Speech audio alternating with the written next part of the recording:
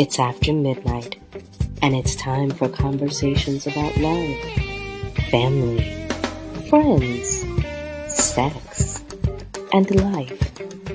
It's Love and Life with Carol Riddick and Donavan West, only on WURD, Progressive Black Talk Media.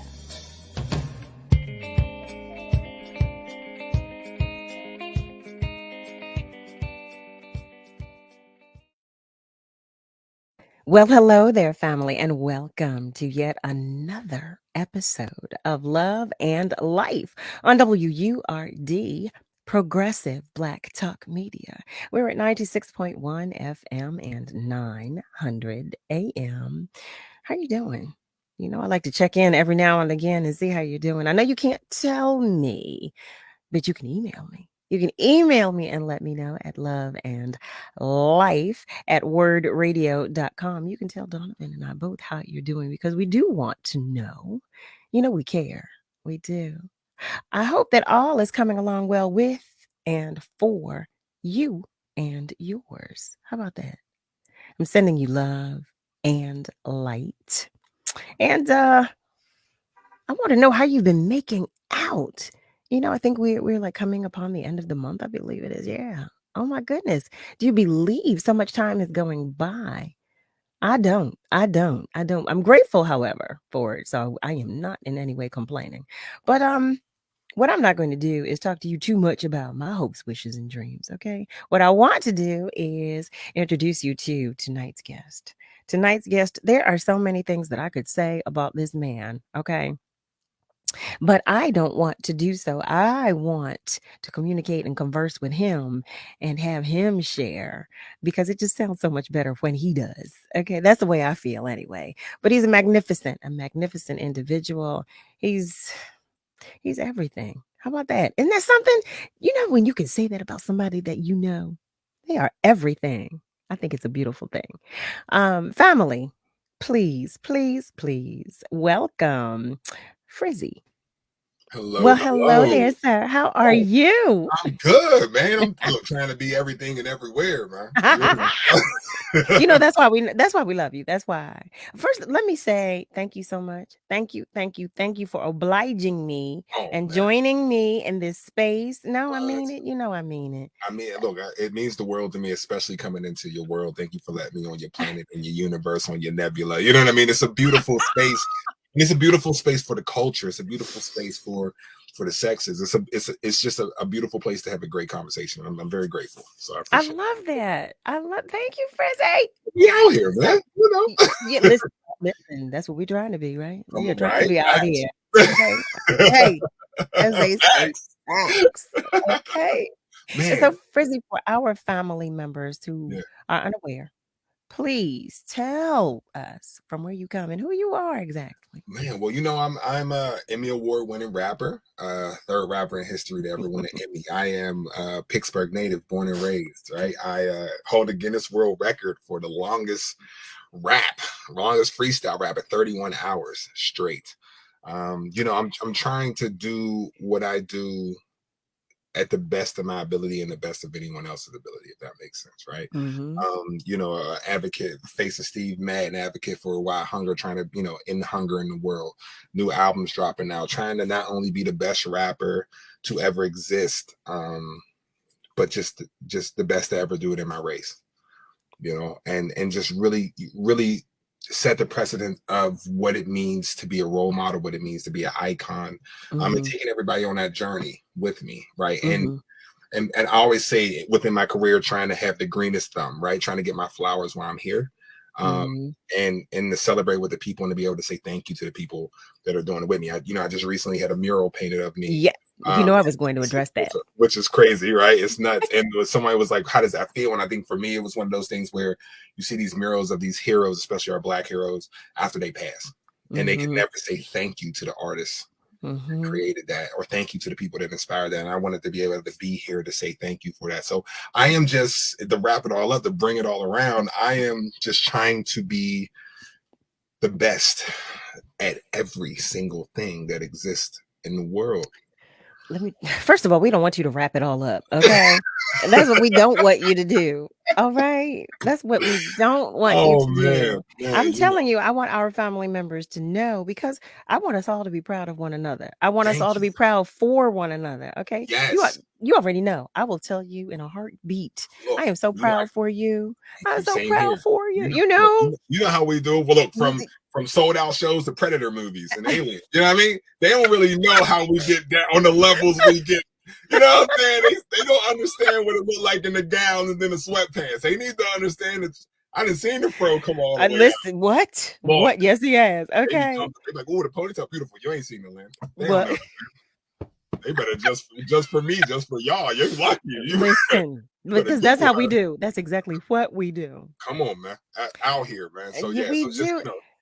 You know excited. what I want to say to our family members and those of you who have just tuned in. You tuned in to Love and Life on WURD, Progressive Black Talk Media. So that's what we're talking about, and that's who we're talking to, a progressive Black man. I love it because let me tell you, when Frizzy and I first met, we hit it off. It was like we just identified with one another and said, "Yo, this." I mean, whatever it was, Trying to get a plate of food from you, remember? we he Come was. on, you know my memory. You know my memory. I log it all He down. was. I'm I trying to get made a plate. salmon egg rolls. Come on. We were on the phone What? for like an hour the first Yes. conversation. It was beautiful. And you was with family Yes. in the kitchen. You was standing around the island. I remember I was like, yo, I feel so bad I'm taking you from, but you were the first phone call. Once we got into all this Grammy stuff, man, it was Yes. you were the first person I needed to talk to. It was like you gotta talk to the queen. Like I gotta get permission for this legacy. I gotta get permission for this handwriting. So, you know, the way you answered that phone, you just responded great. I'm still so appreciative of that phone call because it's created a lifetime friendship, you know, and you know, not only are we going to be friends for lifetimes, but our relationship and the things we accomplish together will live beyond us. Absolutely. Are you kidding me? Absolutely. I mean, and you know what? I think the best thing about it though is that it's unspoken. Like after our initial conversation, like you said, first of all, we were from hello. We were like, yo, like we like we knew each other. Like we had known each other from the sandbox. That's what I'm saying. It's all about how you get that yo back. If I throw a yo at you, if I'm like yo, and you like, how you doing? It's nice to meet you. I appreciate. I'm like, okay, I don't even know. Well, who brought him to the cookout? Whose man's is this? Whose man's is this, yo? Who brought him? Who put raisins in the potato salad? You know. Listen, I know I can't. Oh man. Look, we'll talk about it. Yeah, but we sure did. Then he said, "I'm coming to Philly. I'm coming to Philly." We hung out again. He kept. I was talking about those salmon egg rolls I was making. He said, "Okay, I want some of those." I made you salmon egg rolls. We were. Well, I don't drink. Every time I drink tea now, sweet tea, I cry a little bit because it ain't yours. You know what I mean? Somebody be like, "Is it that good?" I'm like, "No, she know what it is." I feel like every time I swallow some sweet tea that's not yours, you lose one curl. One curl drop every time. You know what I mean? It's like I'm sorry. Like, you know what I mean? Like, oh my goodness! So my cousin, so family members, my cousin who watches my fur human when I travel or when I'm unavailable to tend to her, my cousin, that's his payment. He says, just have my tea. Just make my tea. Make my tea. So that's what I make. That's his payment. He wants tea. That's it. I told her anytime I'm ever on the feature, we're gonna bring this Grammy home together. You know what I'm saying? And I was like, everybody, like, what percentage you want for that that feature? I'm just need a cut. Need a cut in the pint. That's it. You know what I mean? For the feature. That's what I'm saying.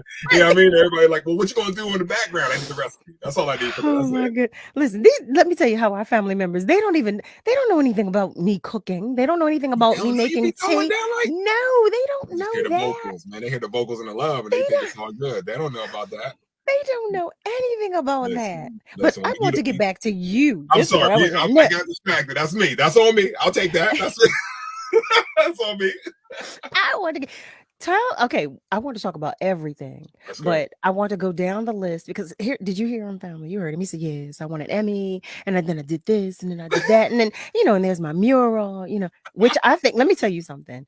Because I told you of all of those things, I've told you every single time I know of something, learn of something, hear of something, or if you tell me of another accomplishment, I am ecstatic for you. I'm, over the moon. Like, you better get it. You better get it all. But talk to us about how the Emmy came about. Well, it was interesting, right? Because as an artist, I had already been making a name for myself, especially in my city. I think, I come from the era of hip hop where you got to get respect in your city before you go national. And I'm blessed to be in a spot where I am national and international now, and, you know, TV and all that stuff like that. But WQED, PBS, is where Mr. Rogers, you know, famously, and they filmed here in Pittsburgh, which is, you know, my hometown. So I remember I was speaking at Berkeley, which is something, you know, speaking at Berkeley and then speaking at Harvard, which was crazy. And I remember being out there and they were doing the 50th anniversary of Mr. Rogers. So they were calling celebrities from Pittsburgh. So myself, Michael Keaton, you know, a whole bunch of different celebrities that were born and raised in Pittsburgh to sing the Beautiful Day in the Neighborhood song, like over a record, coming to the Mr. Rogers studio or do it on your phone. And you know me, I'm extra. I can't. You want me to sing? Well, first of all, I don't sing. I rap. And in the shower, I'm Usher. But like over that, so I was like, you know what I mean? I'm like, listen, you know, and this is one of the things I tell people about when I speak at the schools and stuff, is about the consistency of practice, right? The consistency of creating a caliber that people trust you, right? So when they were on the phone with me, I was like, listen, can I do a rap? Can you guys give me and the producer the rights to kind of chop this Mr. Rogers? And they were like, sure. We shot it. They filmed a music video for it in the Mr. Rogers studio, and they were like, listen, we're gonna put it on TV. We're gonna let you know how it is. Maybe like a month later, they called me. They're like, listen, you broke a ratings record. We're going to Vegas for the PBS convention. We're gonna play it on the big screen and the strip, see how people respond. I'm all right, that sounds good. You know, they call me back. They're like, listen, it went crazy. We're gonna put it up for your consideration for an Emmy. Now I don't really know what an Emmy. I'm all Grammy. That's all I'm thinking about. Emmy, that's acting. That's in another world. And they're like, yo, you get to go to the Emmy party to see if you get nominated. Man, I brought my whole fam. Like that was the listen, everybody came, and we went there. And it wasn't until I think I got there and I'm sitting at the table at the Emmy party, and I'm like, whoa, this is like a big deal. Like at first I was like, oh, this happens, it's cool. But I think sitting there next to all these other TV celebrities, and I'm like, they're like, yo, FRZY, if you get this, you gonna make history. Like no other, you'll be the first rapper to win it for musical stuff, but the third one ever was like Common and Childish Gambino before me. And as they start reading the names, I'm like, yo, it's hitting me. I'm like, yo, this is a big deal, you know? And the call got nominated, which was amazing. Set the world on fire, and then we got to go to the Emmys, and we won Best Performance in the TV Series, which is Best Musical Performance, which is nuts. And I'm going for that EGOT now, but it's still, you know, it changed my life, man. Winning that Emmy changed my life. I know I can't imagine. I was about to say I can only imagine, but no, I can't. I can't imagine. I can't. Because you're saying, you know, we're both creatives, but music is our medium, you know. Yes. I wouldn't be thinking of winning an Emmy. I mean, you know, I know about expansion and expanding, of course, but you even having said that, you just don't think of winning an Emmy. Exactly. It's not even in that. It was one of those things where, like, after I get the Grammy, we have some conversation. I happen to slip into it. But it really started, and it really, you know, being recognized by your peers, or not even because they're not even technically my peers as far as, you know, categorically goes. That's a whole nother thing. It's a whole nother field, right? So to start seeing the respect that was actually coming from the music side of things, having the Emmy was amazing, because it was something that even a lot of my role models, a lot of people I look up to, don't have an Emmy. Right, they have Grammys, but they don't have Emmys. Yeah, right, so that's what I'm saying. Like so here you are. You're in another medium, a medium in which you do not operate. What you do, consistently. Exactly. Thank you. Yeah. So this is a medium in which you do not operate consistently, and not only are you being praised, you're receiving kudos, and you're awarded. Crazy. What? Right. It was nuts, and then it opened up the door. You know what it happens? It not only opened up doors, but it opened up ears. And people knew I was serious, but it made them take me more seriously. To be like, oh, now I'm in a whole nother category of conversation. And now once I grab this Grammy, this is going to give me two things. Now I'm going to go grab this Oscar. Let me just and I'm going to go grab this Tony real quick. Let me hit you with some real bars. Not that Hamilton ain't real bars, but you know what I'm saying. So, you know, I ain't going to say it on air. I'm going to text it to you. But no, but you know, it was humbling too, but it also made me, you know what it felt like? It felt like my career was like, you know, I'm in this desert. I can go anywhere I want to, right? The desert is full of sand. So let's say the sand is is opportunities, right? Mm-hmm. And instead of I think to me that in my mind the Grammy was water. If I drink water in the desert, you're quenched and Mm-hmm. go even further. I feel right, but I feel like the Emmy was like a soda. It was like me being super, super thirsty in the desert, and this Emmy is a soda, and I drink it, and it quenches my thirst, but it makes me more thirsty. Right, it makes me want more soda or more water, and so I drunk that and was like, okay, now I need the Grammy for real. Oh, now I need the Oscar because I see that statue in my house every day next to my Right. thing and next to my world record plaques and proclamations, and you know what I mean. It's like now I want more. I'm more thirsty. I'm more hungry. Like I want that. So, and it's interesting to me that you said, I want more, but I want the Grammy, the Oscar, and the Tony. You didn't say, I want another Emmy. Yeah, when yeah. you were like, no, I want I've to been get. there and I've done that. I'm good. I'm good. I had this thing where I never watched. This was my speech when I won.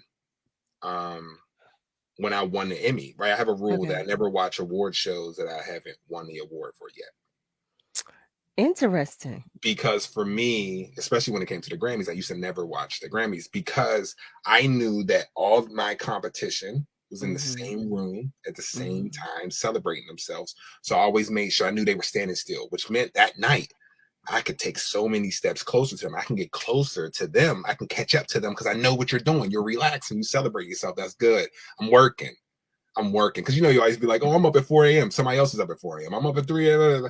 But now I know you in this room, you suited up, you nice, you celebrate, you party, and I still I'm in the studio working. So by the time you leave that party, go to the after party, go home and go to sleep and wake up, where you were 10 steps ahead of me when you wake up, I'm right on your, you know what I mean? I'm breathing in your ear. Right there.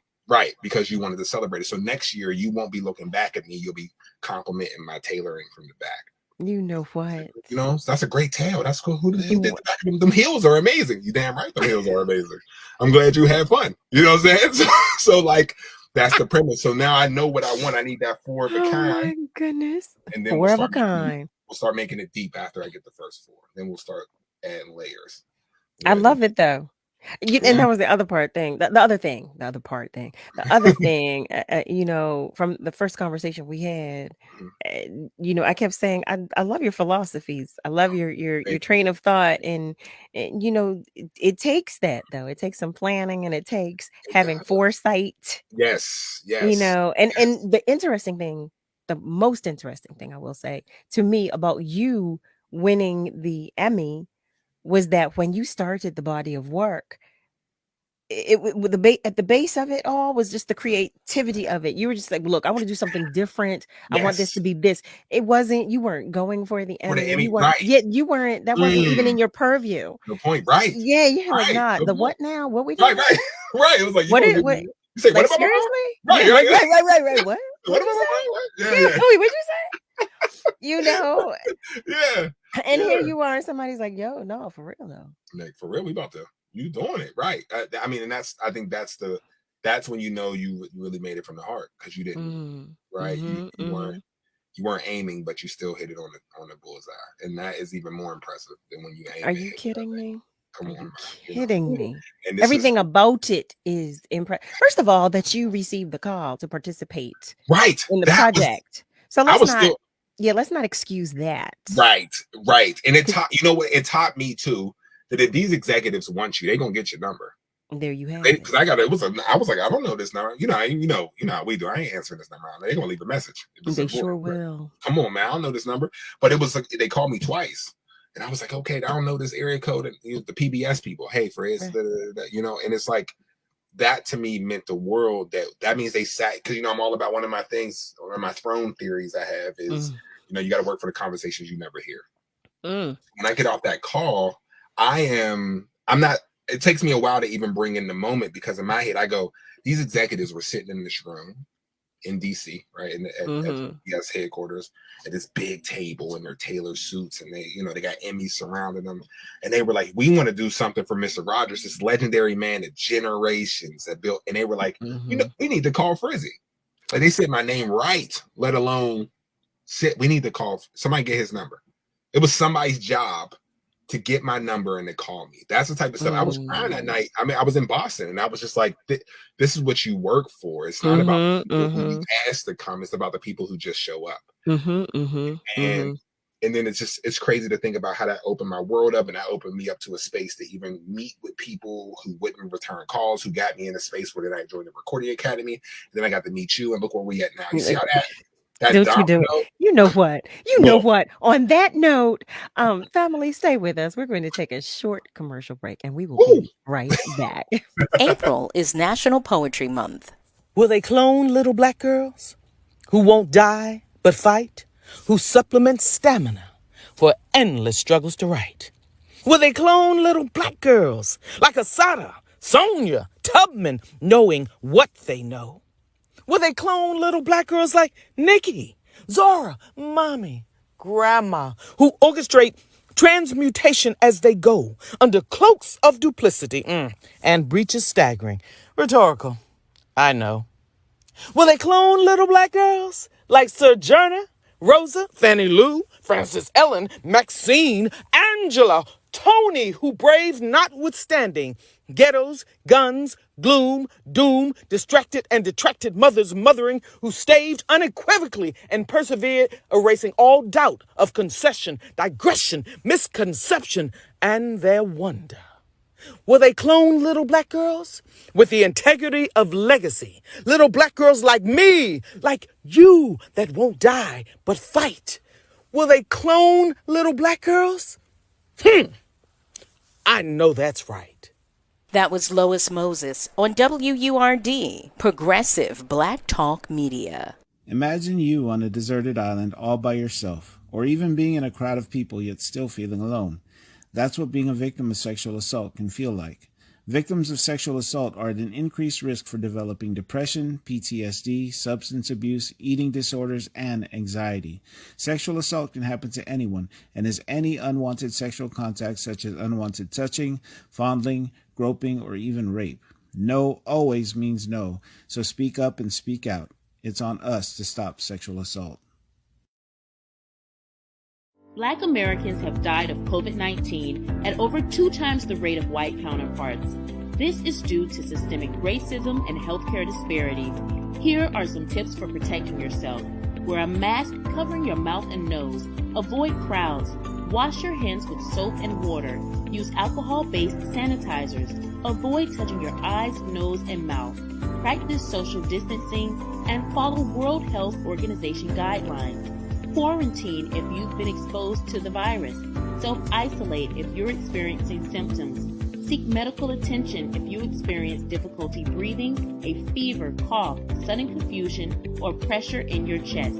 If you don't have health insurance or a healthcare provider, try contacting your state health department, community health clinics, or local hospitals for testing and treatment. Together, we can stay informed and empowered.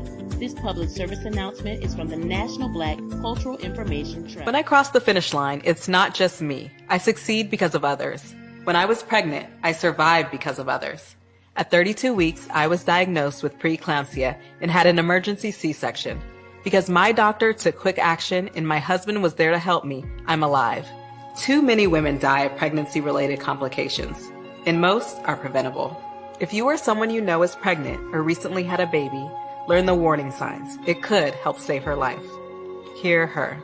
For the Indianapolis Colts, becoming a running back was no easy task for me. But it's nothing compared to what my amazing mom faces every day. My mom was diagnosed with muscular dystrophy when I was 14 years old. Yet she's always there for me, every step of the way, despite her own battles. And the Muscular Dystrophy Association is there for my mom. At their 150 care centers across the U.S., MDA is the leading organization in research and care for kids and adults with muscular dystrophy, ALS, and related neuromuscular diseases. Their research is helping find cures and save lives.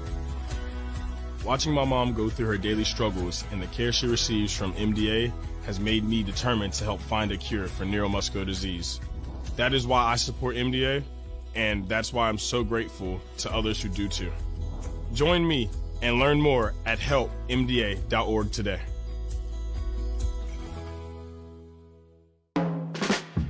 Hi, I'm Tanya Hopkins, aka The Food Griot, the host of Savory and Sweet, a new show about food, history, and culture. Savory and Sweet is a flavorful exploration of food marinated in the Black experience, seared with history and braised culture. Each week, I'll fold in conversations that center food and drink at the intersection of business, health and well-being, entertainment, education, and innovation, while separating the facts from fiction on the sometimes surprising origins of what we eat and drink. So join me, the Food Griot, and special guests for Savory and Sweet, Food, History, and Culture every Sunday from 11 a.m. to 1 p.m. beginning January 2nd, 2022, exclusively on WURD, Progressive Black Talk Media.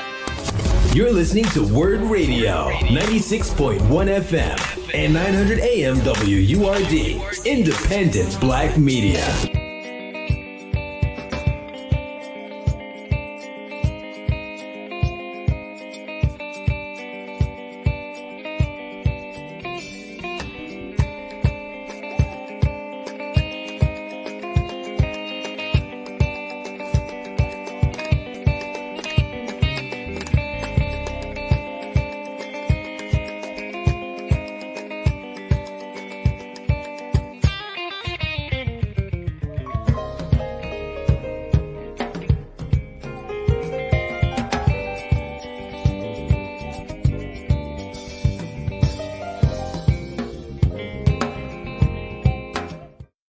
Hey there, family. Welcome back. You are tuned in to Love and Life on WURD, Progressive Black Talk Media.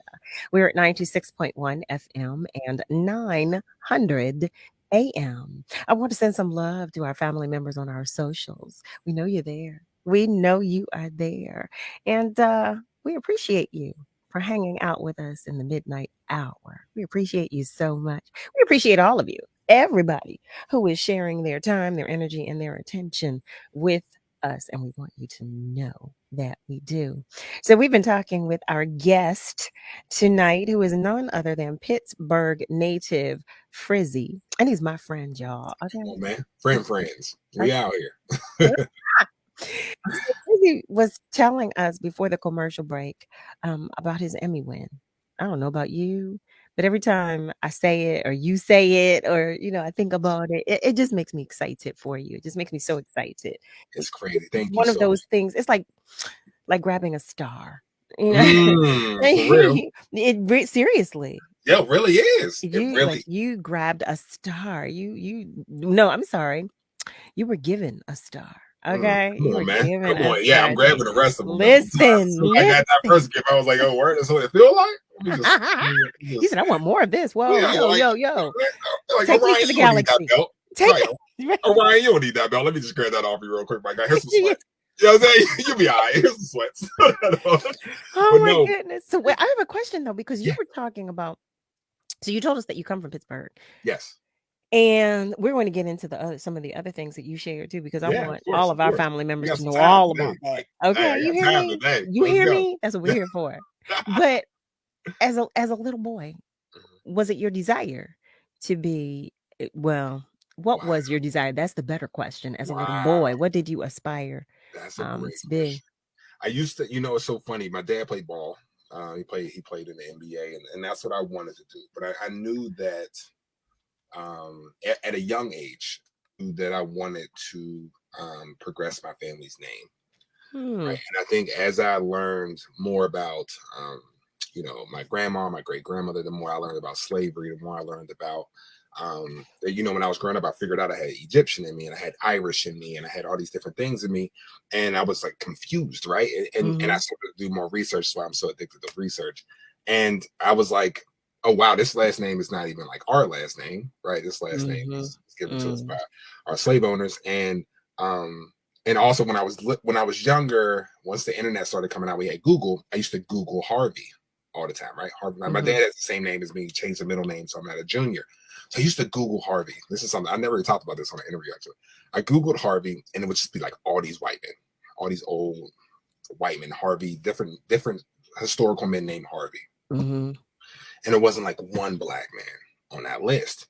And I remember it feeling weird, and even feeling weird to the point that, like, to me, my dad had done so many great things why is my dad not on this list? You know? And I started paying attention and stuff, and I was like, okay, I want to get to the point where I'm so known that when you Google Harvey, you see all these white men on the second page.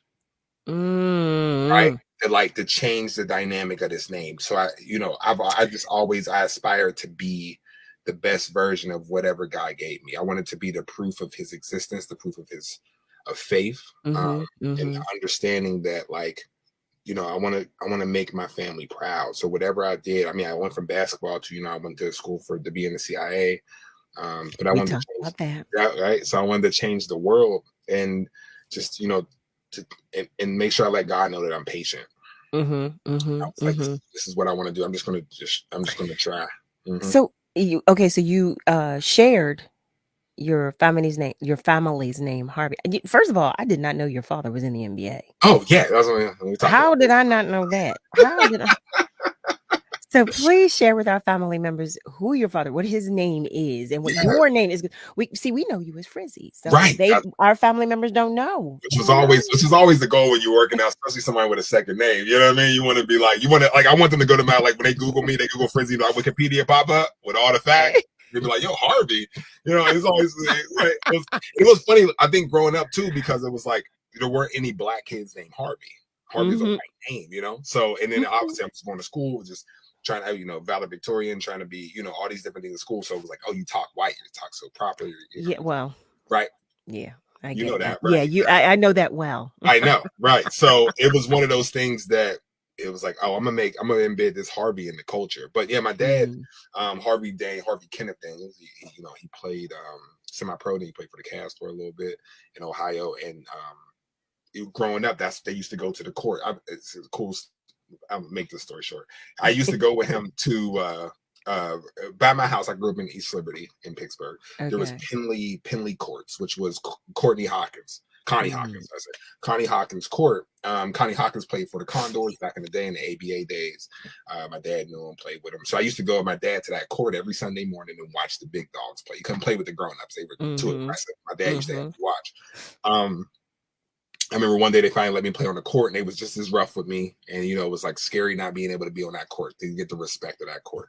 And 2 years ago, right before the pandemic, I say 2019, pandemic was I was the person who cut the ribbon at the Courtney Hawkins basketball court in Brooklyn, and got to be on the court with the Brooklyn Nets as we celebrated him with his son and his sister, right? So it's because of FRZY, right? So it's crazy that Harvey had a dream that FRZY woke up from. And that's the stuff that's like, you know, so my dad played ball. I wanted to play ball. I went to school on a scholarship to play in South Carolina, and that's what I was going to do. I was like, I'm going to go to the NBA. Like, so what we doing out here? And then, you know, always called accidentally on purpose, ended up falling into music, which is a longer story. And we want it. Okay, we want it all. Like, first of all, because we're talking to FRZY, who is, you know, who is known for music. Excuse you, who's in the Guinness Book of World Records. Which is crazy. I'm saying. And we know him because of being in there for music. So we want to know the story of how you, I'm sorry, Harvey. Okay. So weird to hear you say. We want Harvey. Yes, we want to know the story of how Harvey was in school on a basketball scholarship, and how FRZY was the one who came into the world. Came later. It was crazy. Look, what's crazy is, you know, I was winning talent shows. I was doing stuff with my friends. And for me, my major was intelligence. I minored in psychology and philosophy at a double minor. So I was going to go into the CIA for field work, hand-to-hand combat, weapon analytical, stuff like that, right? Fun stuff. Fun stuff, you know what I mean? You're breaking people's thumbs. It's a long story. But so remember my friends signed me up. We used to rap at the, you hit on the lunchroom table. We used to rap. Fun stuff, little stuff. I ain't really, And my friend signed me up for this. I think the Boys and Girls Club of America was doing this mixtape to raise money. Okay. And they were getting musicians from like everywhere. And you had to audition. And my friend signed me up to be funny. We were just going to go watch the auditions and like look at people laugh a little bit, point. And so I remember we sitting there, and they like, we were halfway through the competition. They're like, yeah, Harvey Daniels. I'm like, what? And my boy's looking at me like, like making a little face. So I got to get up there, and the room is full of musicians, people with their violins and drums and they're rappers and singers. So I'm getting up there and they're like, "What's it says you're here, you're gonna rap. What's your rap name?" And they have a rap name at the time, so I just said freestyle because that's what name I wanted to go with. They're like, "Well, what are you gonna perform? You got a backing track? Like, what are we doing?" And I was like, I'm a freestyle." And then I just freestyled about the judges and what they were wearing, and I won. I won the whole competition. And it allowed you, when you won, you got to record a song with John Gore, who at the time was a Grammy-winning producer for Christina Aguilera. And that's how he taught me, because I didn't know how to write a song, or he taught me all this stuff. And he was like, "Yo, the way you think is crazy. How fast you are putting these things together. Like, let's write it down." And then he taught me what a bar was and how it works. He was like, "Yo, you could be somebody real special." And then working with him helped open some doors. And then from there, I needed it. I needed that. So how did we get to FRZY? So freestyle was funny. I was freestyle for a while, and I went to New York City. I lived in Brooklyn for a while, doing all the battles. Was messing with Desert Storm with Fabulous. He was like a big role model at the time. I was still, when I was growing up, like I think I told you, my mom only let me listen to Will Smith. So I didn't listen to any customers. So even like cussing in raps was weird, and being around these Brooklyn, Bed-Stuy, they smoke weed, and this is new for me, but like, my aunt lived in Brooklyn. She owned a club. My uncle's Jewish. He's an accountant, right?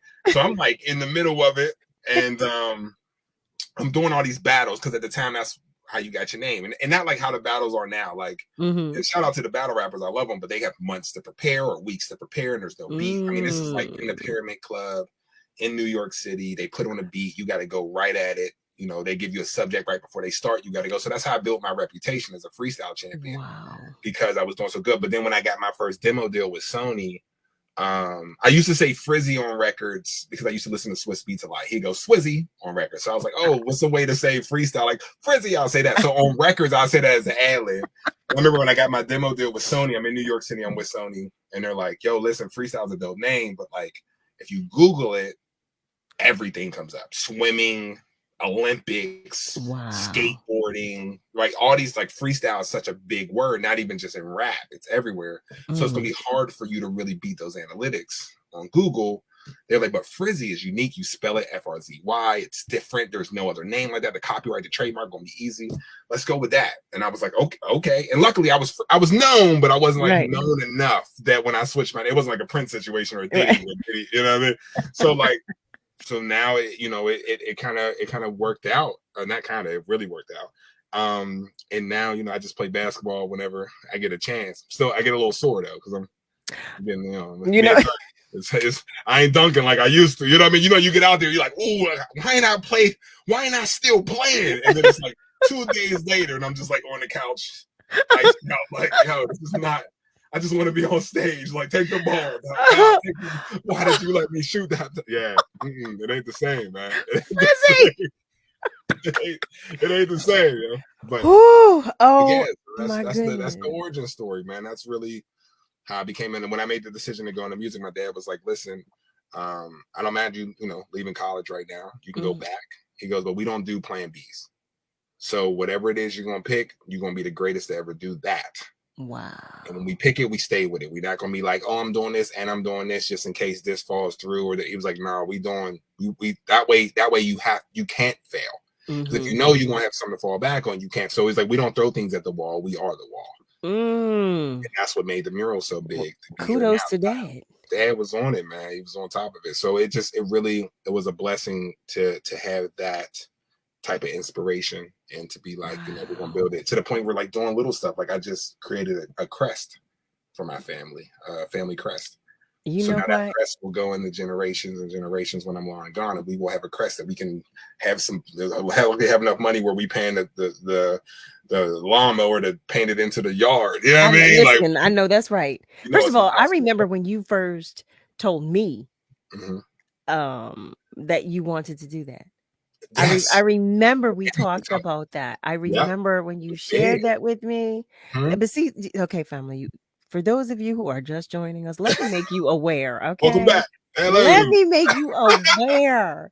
You are tuned in to Love and Life on WURD, Progressive Black Talk Media. We're at 96.1 FM and 900 AM, and we're talking with none other than Pittsburgh's own FRZY. Okay. Like how you say that Pittsburgh on it. I like how you put That's the right. T's in there. Pittsburgh's. I like it. That's right. That's right. That's right. Listen, it's there. It's there. But we are going to take a short commercial break. But when we come back, we are going to talk about so many other things, because let me tell you, this man. Okay, this I don't even know.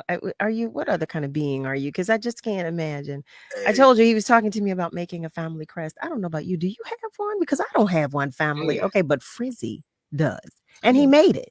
So when we come back, we're going to hear more about that and some other things, some more incredible things. Stay with us, because we'll be right back. I remember this one moment. I ran to kind of the water edge, and my mom said something along the lines of like, now it's your turn. Take that first step. When I became a mom myself, I feel like my whole world changed. There's some light within her that makes me continue to do the climate science work that I do. You don't have to be a climate scientist to want to protect the earth. As moms, we care about our children and the environment they grow up in. And for Mia, I want you to know that I worked really hard to be a part of the change and to make it a better place for you.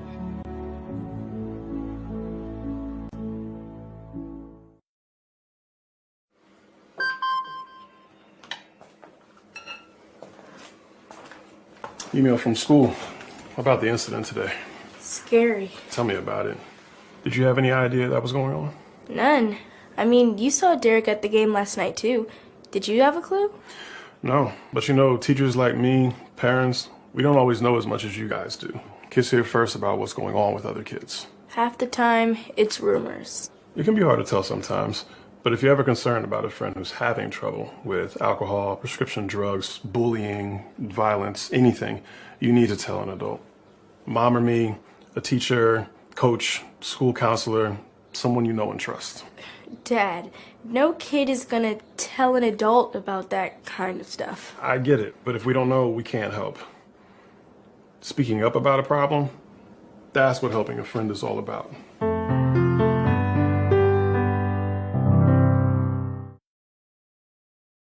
You know, a lot of people say when you're going somewhere, you don't want to look back.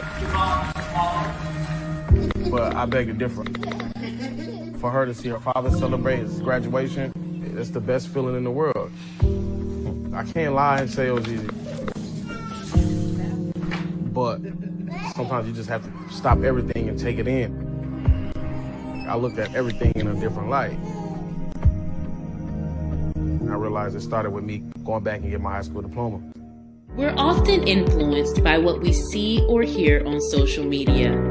Beware of disinformation campaigns targeting Black communities by using cultural issues to incite divisions, spread false information, and negatively influence public opinions.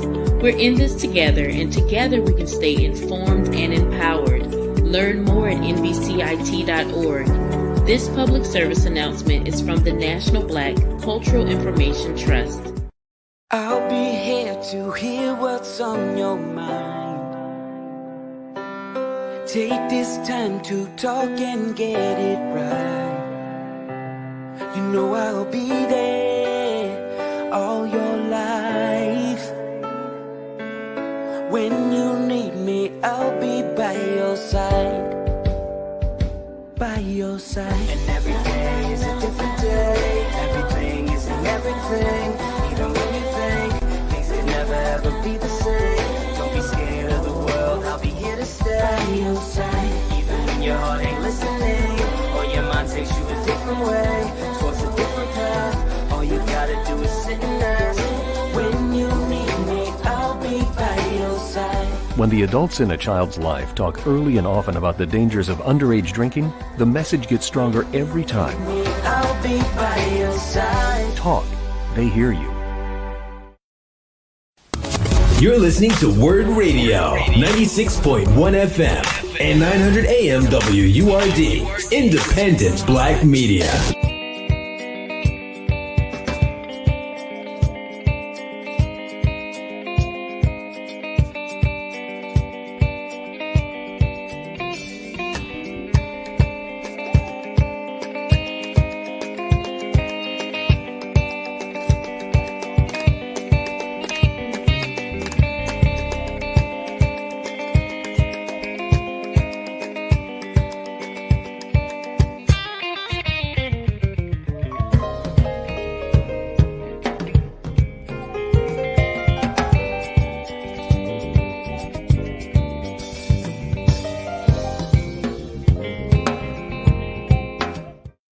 Hey there, family. Welcome back. You are tuned in to Love and Life on WURD, Progressive Black Talk Media. We're at 96.1 FM and 900 AM. Did I tell you that you can email us? I like it when I say that. I don't know why. I don't know why. But in any event, you can send us questions, comments, suggestions, or you can simply just say hi, because we like that too. You can email us at loveandlife@wordradio.com. That's loveandlife@WURDradio.com.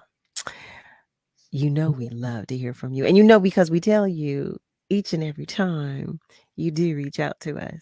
Okay. I just thought I would say that I would share that. I like to tell you that we love the love that you share with us. So, family, if you have just tuned in, we've been talking with FRZY. He is a Pittsburgh native. He is Pittsburgh own. Okay. Pennsylvania's own. Pittsburgh. Come on, we out here PA all day. Okay, you know what I'm saying? I had to put that in there because I just had to put Philly that because it's becoming my second home, man. Listen, that's why I had to say Pennsylvania. Oh, man, because Philly's got claim in there. Pittsburgh, that's in PA. Yeah. I want to talk more about what brought you to CIA training. You kind of like threw it out there, you just threw it in the wind. Like throw in, y'all heard him say it. I know you did. I know you heard him talk about it. So tell us, please, how we went from the basketball scholarship, to being focused on playing. Well, I'm sorry. Harvey received the basketball scholarship, and Harvey was going to play basketball, and that was it. Right. And then FRZY said, slow down, go fast, because I'm here. Come on, man. Yeah. Because I'm here, and this is what we're doing now.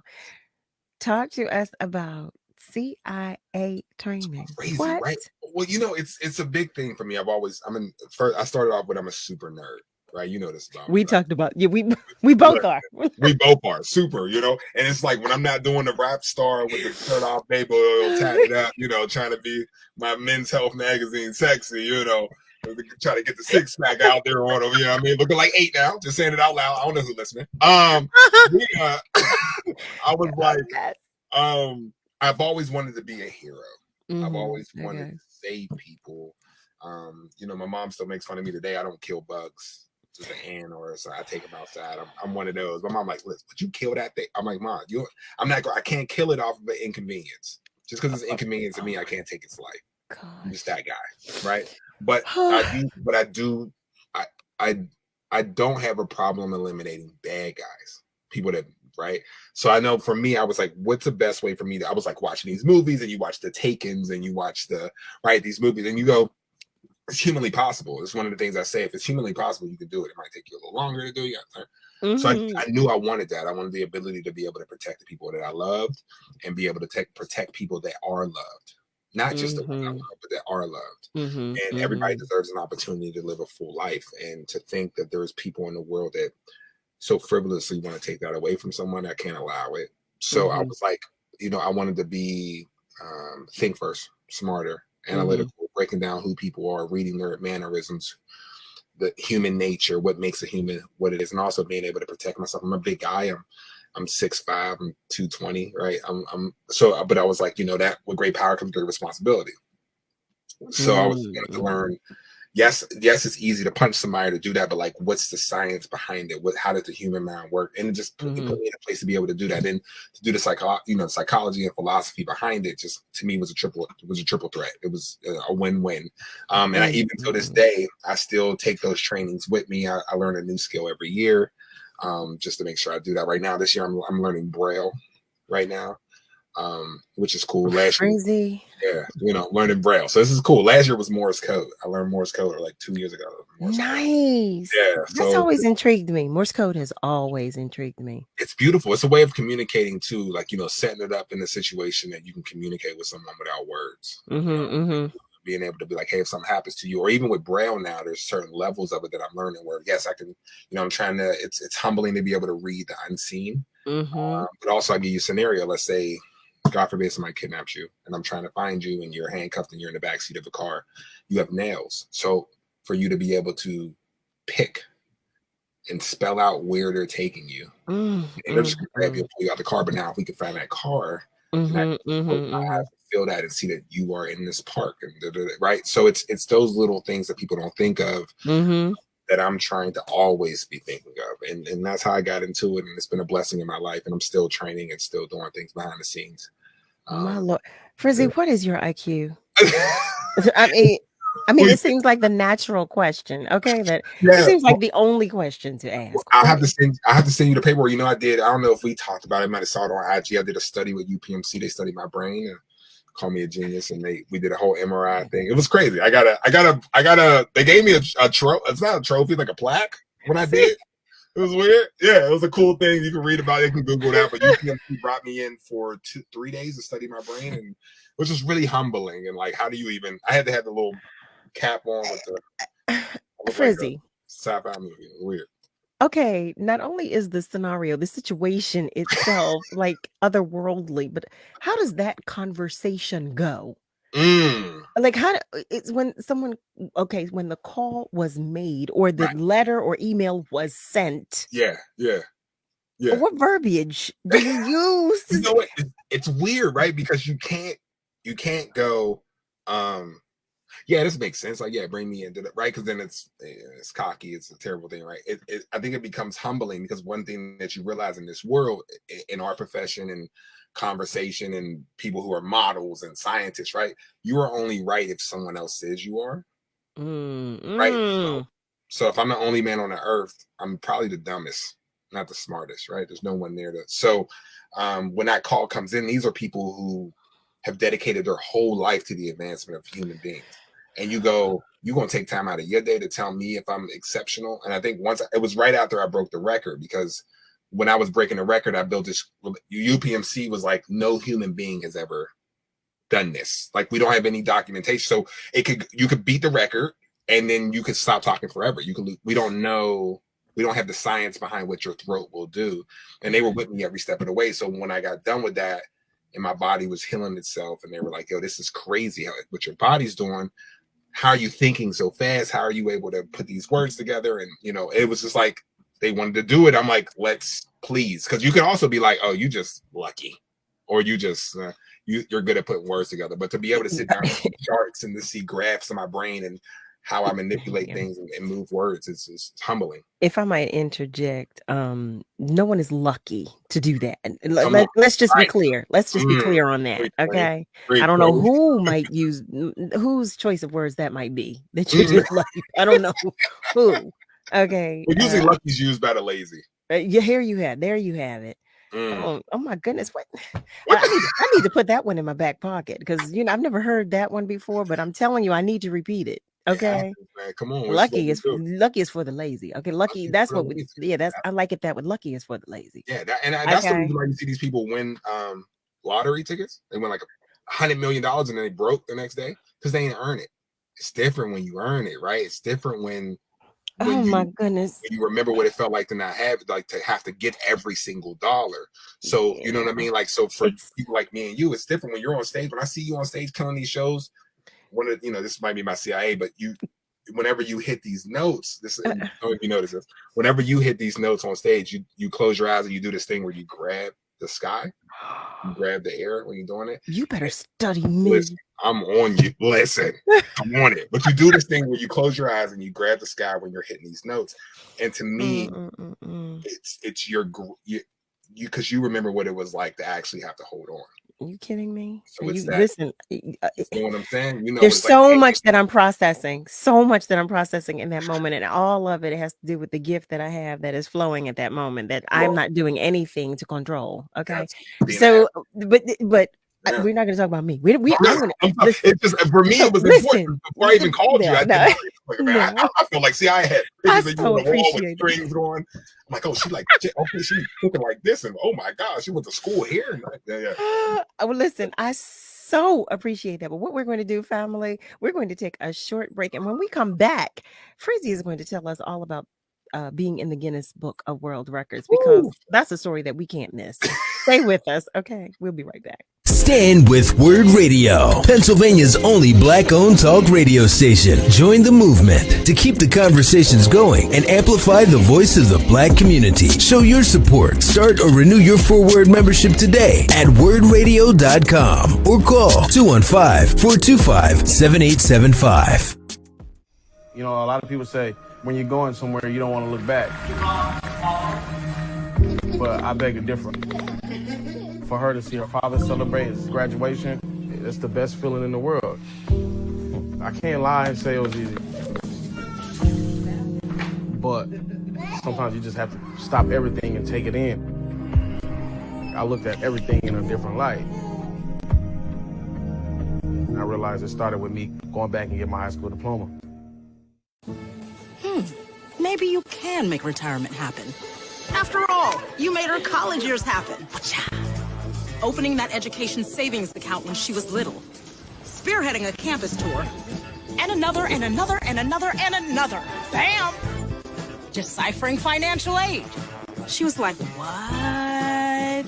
Now she's like, you aced planning for college. Now get the tips you need to get on track at aceyourretirement.org. I'm Naheem Hines, professional football player for the Indianapolis Colts. Becoming a running back was no easy task for me, but it's nothing compared to what my amazing mom faces every day. My mom was diagnosed with muscular dystrophy when I was 14 years old, yet she's always there for me, every step of the way, despite her own battles. And the Muscular Dystrophy Association is there for my mom. At their 150 care centers across the U.S., MDA is the leading organization in research and care for kids and adults with muscular dystrophy, ALS, and related neuromuscular diseases. Their research is helping find cures and save lives. Watching my mom go through her daily struggles and the care she receives from MDA has made me determined to help find a cure for neuromuscular disease.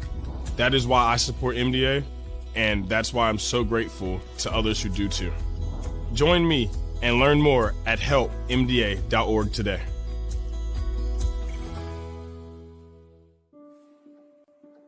I remember this one moment. I ran to kind of the water edge, and my mom said something along the lines of like, now it's your turn. Take that first step. When I became a mom myself, I feel like my whole world changed. There's some light within her that makes me continue to do the climate science work that I do. You don't have to be a climate scientist to want to protect the earth. As moms, we care about our children and the environment they grow up in.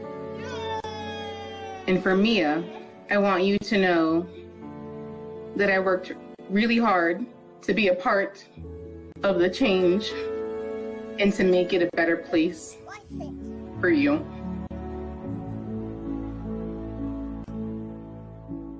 Imagine you on a deserted island all by yourself, or even being in a crowd of people yet still feeling alone. That's what being a victim of sexual assault can feel like. Victims of sexual assault are at an increased risk for developing depression, PTSD, substance abuse, eating disorders, and anxiety. Sexual assault can happen to anyone and is any unwanted sexual contact such as unwanted touching, fondling, groping, or even rape. No always means no, so speak up and speak out. It's on us to stop sexual assault. You're listening to WURD Radio, 96.1 FM and 900 AM WURD, independent black media. Lifting every voice till earth and heaven ring. This is WURD Radio, 96.1 FM and 900 AM WURD, Philadelphia. Black Talk Media.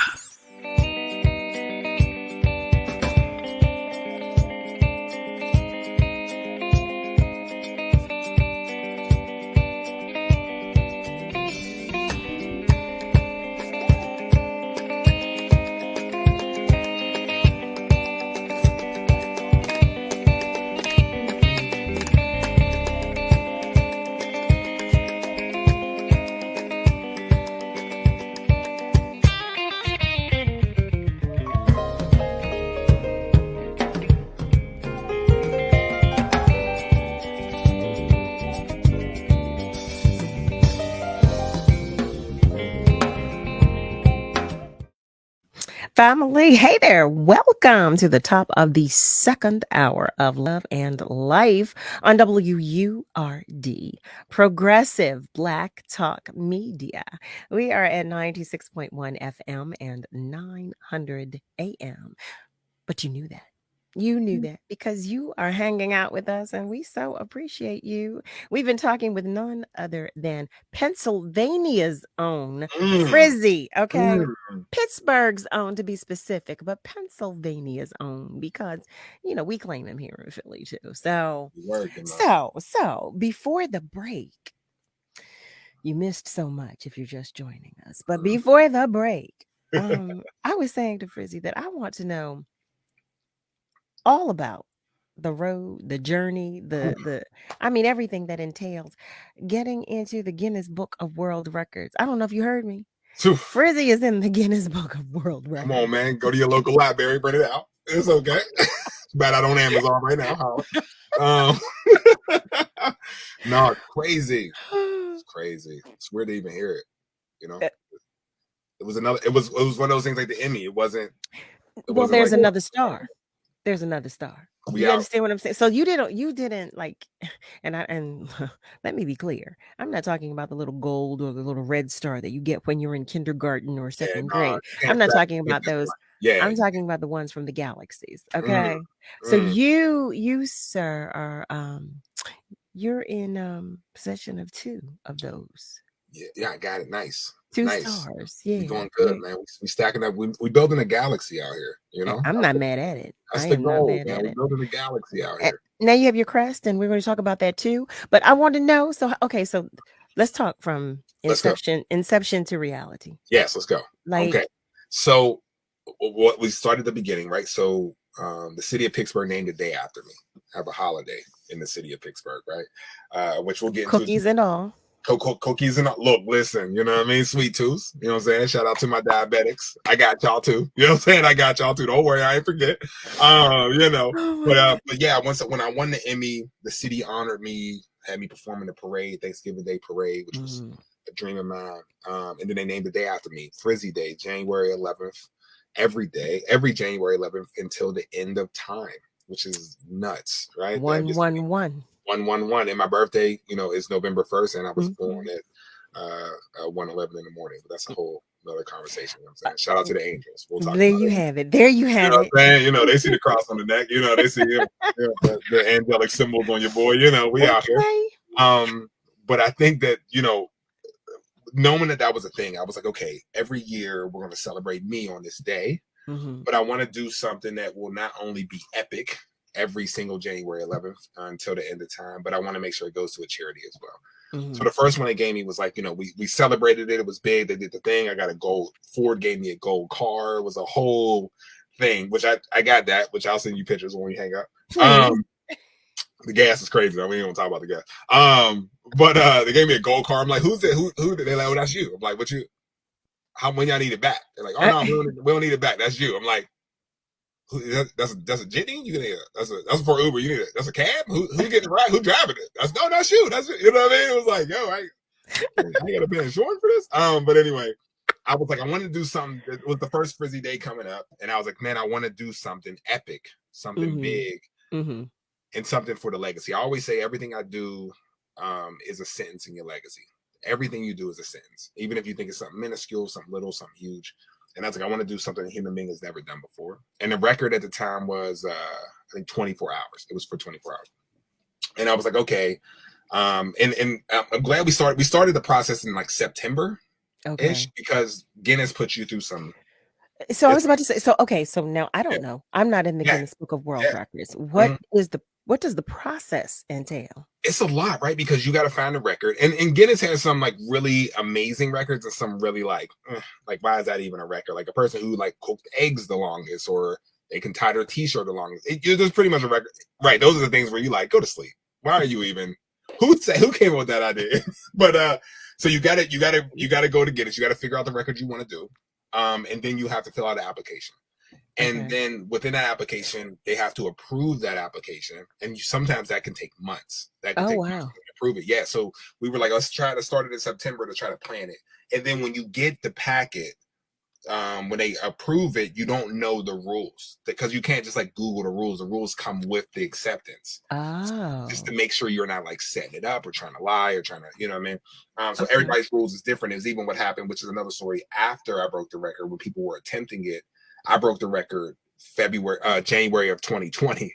So Okay. as soon as I broke the record, 2 weeks later, the pandemic happened and we shut down. So it was like lucky for me because part of the rules were like, you had to do it in a public place.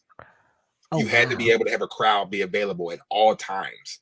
So wherever I did it at was going to have to stay open for over 24 hours because I was doing 2 days of rapping.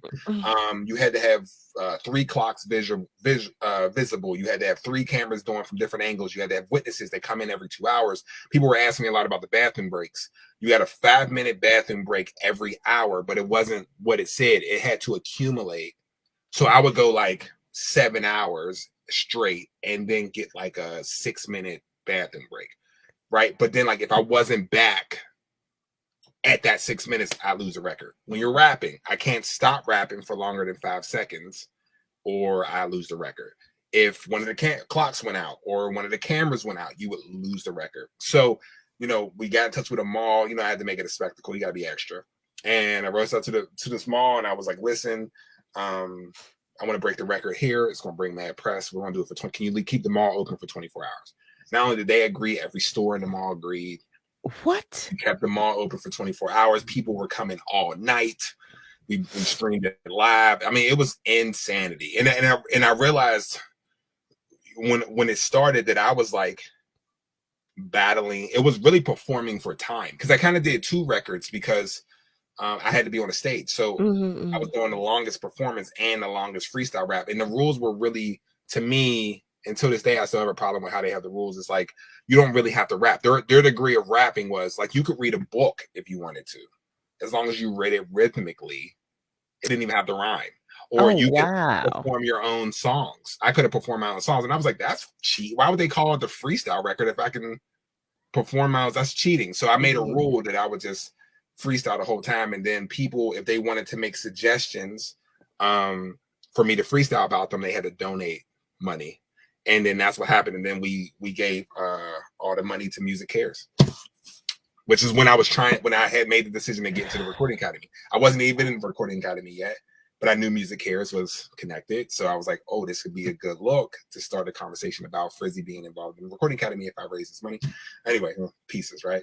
But it was really about doing the time. And then when I broke the record, you know, all these people came out and all these companies was like, if FRZY does 26 hours, we'll give them this. And if FRZY does 28 hours, we'll give them this. And he'll get a lifetime of this and a lifetime of that. Like, so when I did 31 hours, when it was over, the crowd went crazy. There was like thousands of people there. And I think it was when I got done, you know, during the breaks, and I'll have to show you some pictures because during the breaks, it was hard.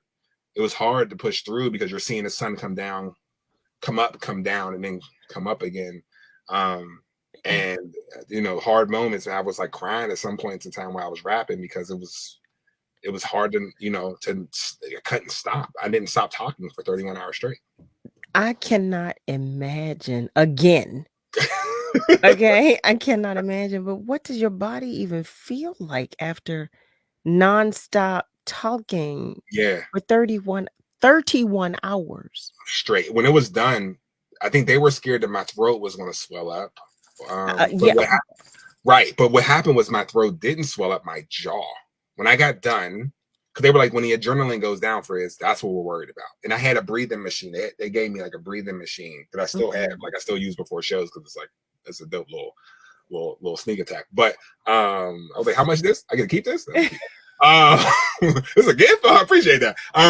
But like when I broke, it was so funny. This is what made me realize. It was 2 things I realized. We got done. Of course, the press is all there, so everybody wants to interview me when we're done. I'm doing an interview. Of course, all these sponsors are sitting close. So it was smart because I had sponsors donate money and give me a shirt, and I would switch shirts every hour because the press was there the whole time. So there, I was basically a walking billboard. But I remember when it was over, they're like, okay, you know, Good Morning America wants to do interview in the morning. And I'm like, my management and everybody's like, yo, Frizz is not going to be able to talk in the morning. You're going to have to give him like a day. We'll have to do this in 2 days. And they were like, no.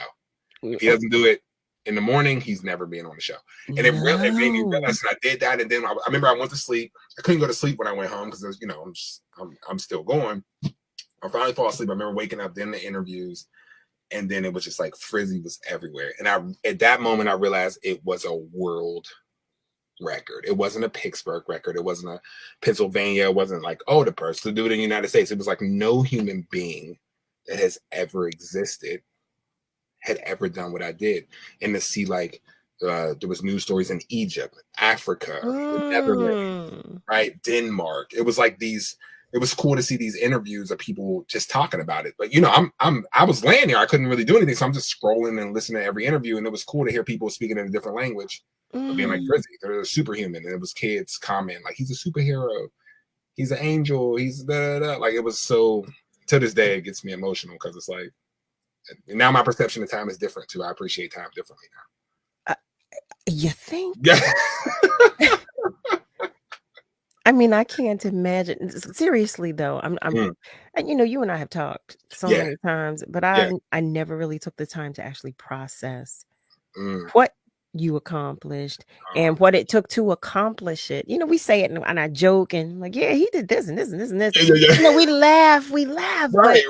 I mean, as you're breaking it all down, you know, the strategy of it all and the science of it all and just what it took physically to do it. I can't even imagine. And you're talking about first of all, you said a 5-minute bathroom break after 7 hours. I would have lost. I'm going to tell you that right. As a woman, as a good and grown woman, you've got a good maybe 20. I was going to say 30, but I'm not even giving myself 30 minutes. Okay? You got to do 30 because of TikTok. Because usually I'm scrolling when I'm in there. I'm saying, listen. No, like listen. What? But that was the moment I think we knew to drink warm water. I would sip warm water, so I because I can only take like 1 second, 2 second breaks in between. So I remember 3 in the morning, 3, 4 in the morning, and you know people are still coming to watch me. Kind of felt like being in the zoo, but also being a lion in the zoo. And I remember I hadn't eaten. I was like doing anything I do like smoothies. Because it was like, give me the proteins I need. But I remember somebody brought me Wahlburgers. Shout out to Wahlburgers. They're a big sponsor. Mark Wahlberg and all them from Pittsburgh. So they brought me the thing, right? So there's tater tots. I'm like, oh, I can chew a tater tot in between. So I do like 3 tater tots and I'm wrapping. And then my stomach starts going like, oh, we not peeing no more, my guy. Okay, you. And I was like, what am I? Like, you know that feeling when it's time. Yes. And I remember checking in and I was like, when do I get another break? But I'm having to have these conversations while I'm rapping, right? So I'm like, I'm sorry I had to eat this tater tot. I couldn't wait. Can somebody please tell me how long until my break? Like, this is how I had to have conversations while I'm rapping. And they go, you don't have another break for 2.5 hours. And I could feel that I have to, that approval is coming. Yeah. So at that point in time, you know, it gets to the point where it hurts if you hold it too long. Then I had to pee on top of that. So I remember sitting down. I had to sit, and everybody's around. Remember, there's hundreds of people watching me every step of the way in this thing and online. And I start crying because I'm in so much pain. I feel like my bladder is going to explode. And I feel like I'm going to poop on myself. Like this is going to happen. And I remember I remember closing my eyes and I'm rapping to myself and I'm talking to myself. And I'm like, Riz, if you can push through this moment, you'll be a legend. Like you will change history. You're going to make history. If you can just make it through this pain, Riz, you will change the world. What's a bathroom break? Right? You can either take a or beat a right? Like that. And that was one of the moments I pushed through it. And I remember I got that break. I went to the bathroom. I was limping when I walked down. They had to carry me down the steps. And there's a photo of me when I went to the bathroom. I had my hands on my head, and it was like 4:30 in the morning. They're like, all right, it's time to go back up. I remember going up and the crowd's cheering for me as I come back up. DJ started playing again. We started going right back into it. But that was probably the toughest moment. To this day, it still makes me, you know, but you got to be, it practices patience. You got to be, because I know 31 hours, as soon as I start, I'm like, from 31 hours from now, I'll be a legend. Yeah, but that's patience on a whole nother level and a whole nother way of processing patience. Yes. That's more than just patience because Mm. you're talking about dedication. You're talking about Oh wow, I didn't think of it like that. strategy. Yeah, Yeah. you're talking about so many more things outside of just patience. Right. Yeah, I mean, you're right. I mean, because it also is, it's a little bit of faith too, right? It's It's knowing a lot of it. a lot of faith, bro. It's knowing that to me, I was like rapping and praying because I was telling God, like, you created this machine. You created You I don't think there was anything else that you could have done, quite honestly, because honestly. Yeah. you managed not to eliminate in front of everybody. It could have been a hell of a gift. I promise you that. It would have been a GIF on Insta. I still would have been a meme. That thing still would have listened. You think, yeah, FRZY. And Yo, see, so yeah. now I'm talking to you, about this whole process, and like, I mean, I don't know what it feels like to be in pain from Mm, not right. eliminating. Like, I Right. don't know that feeling. Right. Yeah. And I can't imagine. First of all, I can't imagine being someone um, who shares the same platform. I'm on a stage. I can't imagine being on a stage, singing, talking, Woo! or doing anything, Pain like that. and Yeah. not being able Mm. to eliminate. Look, listen. It was a whole, and it was like, and it was funny is when they were taking me to the bathroom during my breaks, crowds were following. So I'm in the bathroom and there's crowds of people in the back, and you know what I mean? It was, Wait, how Mhm. after having withheld yourself for so long, Yeah. how do you manage to do that? Well, I guess you did what you had to do, but how do you manage in 5 minutes? Well, that's the problem, right? Is that you go and there's somebody right outside my bathroom timing me, Frizz, we got 2 minutes, you gotta like Mm-mm. wrap it up, right? So it was like one of those things where I knew, because if you hold it too long, by the time you go to when you pee, you'll probably have to go again quickly because your rhythm's off. So I knew, like, once I was done, I was like, I'm gonna have to pee again in like another 30 minutes, but at least I can hold that. This pain I couldn't do. And it was a very vulnerable moment. It was a very human moment. It was funny. I was on an interview and they were like, that's one of the moments where it had to remind people that Frizz was human, because what I was doing Mhm. was so superhuman in a way that it was like, yo, it was like, go by that book. Everybody poops. Like, y'all know what's coming. You Mhm. hear it, you hear it, you smell it, you smell it. We're going to do it, but I'm going to break this record. And then Mm. just shooting back up there and looking at the little kids that they had a chalkboard that was really cool. I have to see a picture. They have a chalkboard that kids were signing messages to me. And Oh, the oh chalkboard was by the wow. steps to the bathroom. So every time I had a break, when I would go down the steps, I would have to pass the chalkboard. It was always new messages. You're my hero. FRZY, we love you. It was crazy. That okay, now that's a hug to my heart. That just warms my heart. But let me ask you this. So when you talk about the 5-minute break, Yeah. did the time start once you stopped rapping and until you returned, or was that Yes. once you were in the stall or what No, have you? it was once you stop. So it was like I would go and then they go, okay, break. And I go, da-da, and I stop. And then that was the time. So we'd run down the steps. And the bathroom Down the wasn't on the top steps. floor. What you mean there Right. wasn't No, because I what was do you I call was it? at the top of the mall. So they had me, the mall had Yo. this huge digital screen. It was like this fancy mall with way too much money, and they had this big screen. So I was on the screen, FRZY world record break. So they had it set up with the title of the mall behind me. So they had me on the highest level of the mall, so that when the cameras got me behind me, you could see the advertisements. It was smart advertising for them, but Yeah, but it made me go down 2 levels of steps every time. So it 2 was like, levels of steps. yeah, it was like a step that went down and then it turned and then you had to go down again, and then the bathroom was like back by my little green room. And We could have had a commode somewhere up there, like something. I would have took a porta potty at that point. That's what I'm. Yeah, well, thank Right, you. but the way they had it set up was the stage was there, crowd could be there. They brought my gold car. Ford brought the gold car, so the gold car's parked so people can take pictures with it while I'm performing. The Emmy's there. If you want to hold the Emmy, you had to donate $10 to the charity. FRZY's fitted is there if you want to. You know what I mean? It was this cool moment, and then so that's when I knew, like, okay, this FRZY Day thing is real. That's and right after, I think right before a couple of days, a week before that's when I threw the first pitch at the Pirates game for the home opener. So it's like these moments where you're like, I remember growing up in this city. There's an area in Pittsburgh called Fox Chapel, Okay. They have the yacht club there. And the yacht club, I mean, it's boats the size of houses there. You know what I mean? And I remember growing up and not being able to go to that area, like, or not being able to be going to the yacht club and go. And now to be in a stadium where it's like FRZY Day, and then like you see my name next to MLB's on commercials, or Golden is playing on Monday Night Football, and people have Steeler jerseys with FRZY on the back of it. It's like, what are you from making words rhyme? FRZY! And, you know what I'm saying? And like, this is from your friends tempting, throwing you into throwing your name into. Wait, I want to address that when we come back. Family, stay with us because we're going to take a short commercial break, but we will be right back. Come on back. Okay. April is National Poetry Month. Transformation begins. Boom, boom, boom. Transformation begins. Boom, boom, boom, boom, boom. Why does this poetry pulsate within me with the intensity of 1,000 hearts? I could write this in 1,000 parts and still might not understand why these prophecies of poetry funnel through me like cases are just the tracks. My lyrical erection would never retract, cause my poetry is hard but soft enough to make Master P drop a tear. Nah.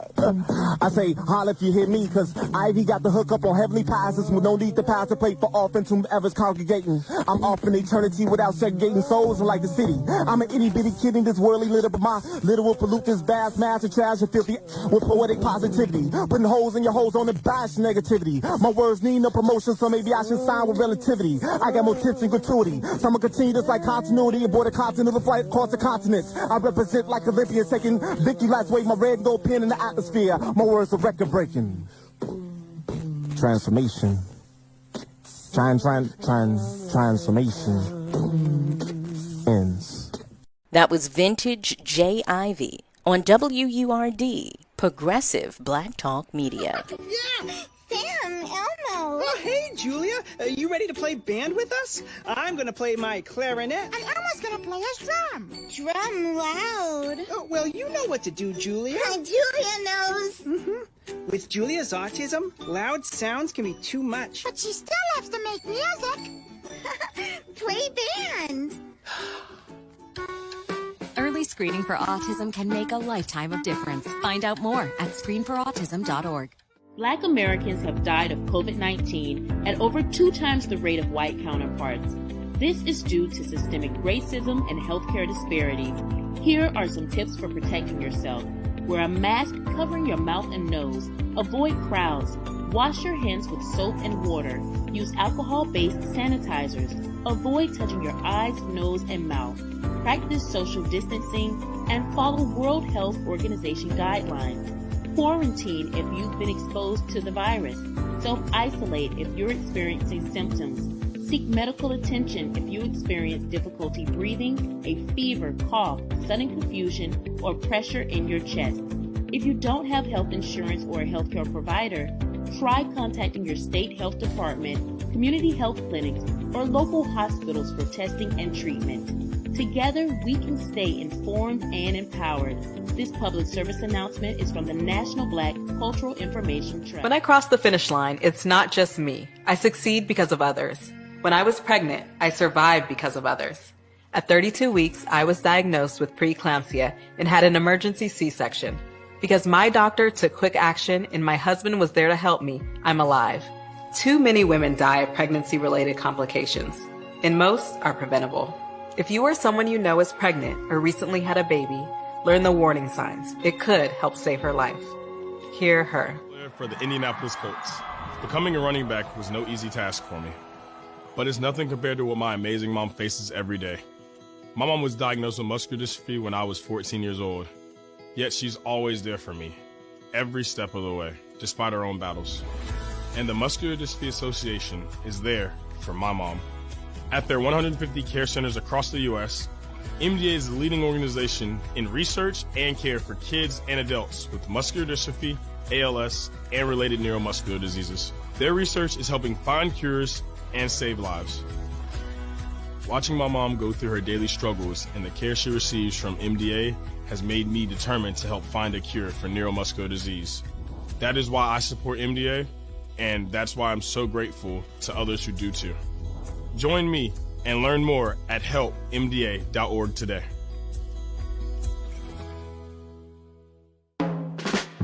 Hi, I'm Tanya Hopkins, aka The Food Griot, the host of Savory and Sweet, a new show about food, history, and culture. Savory and Sweet is a flavorful exploration of food marinated in the Black experience, seared with history and braised culture. Each week, I'll fold in conversations that center food and drink at the intersection of business, health and well-being, entertainment, education, and innovation, while separating the facts from fiction on the sometimes surprising origins of what we eat and drink. So join me, the Food Griot, and special guests for Savory and Sweet, Food, History, and Culture every Sunday from 11 a.m. to 1 p.m. beginning January 2nd, 2022, exclusively on WURD, Progressive Black Talk Media.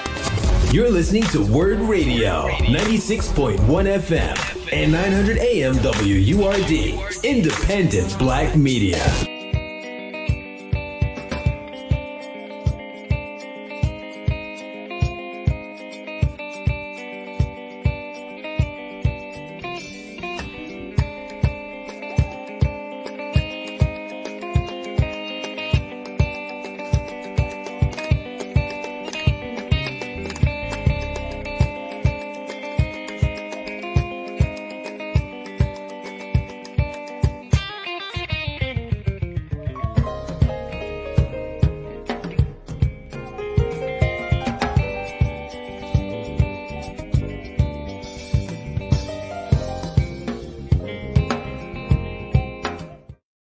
Hey there, family. Welcome back. You are tuned in to Love and Life on WURD, Progressive Black Talk Media.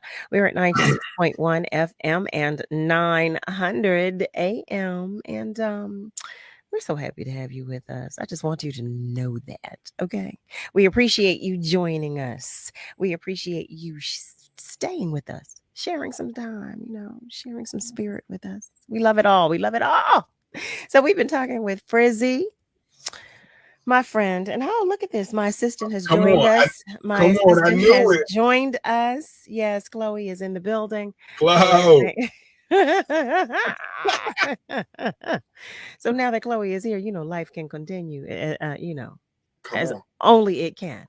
Yeah. So I want to know two things. One is about the crest. Okay. First is about these friends that entered you in the contest who gave us FRZY. I will say that because had it not been for them, and I did it was a similar situation with myself. But I don't even think we talked about that. I'm about to say we didn't. No, we didn't talk about that. I didn't need all that. Yeah. Man, I was over there looking through wedding albums. I need all of it. I was going to be an anchor person. I was going to be an anchor woman. That's yes. I went to school for communications. That's So but on a dare, here we are, and here we have it. And here we have it. So I want to know. Look, I want to know. Yeah. Are you all still friends? Are you friends? Are you still friends? Here's what's crazy. Here's what's nuts about that. It's crazy. When you said it to me when we went to commercial, I was like literally thinking about that, right? Because I don't think it's not that we're not friends. We don't communicate. I think that, of course, they're friends on Instagram and they like stuff and we comment and I talk to them and my phone number. But I think it's very interesting when you're progressing, and you know this probably even more than me. You're progressing through your career, trying to become something that is not normal, something that is not. That's something that someone can't just give you permission to be, right? You tend to sometimes leave people behind, and it's not that you want to, but you don't work this hard to stay the same. And understanding that it's a progression. So I love them to death, but I think that unfortunately they are still exactly the same place they were when we were in high school. And for me, I don't go back there. I accept calls from there. I just don't go back there. You know what that takes me to? The spirit in which it was done. Oof.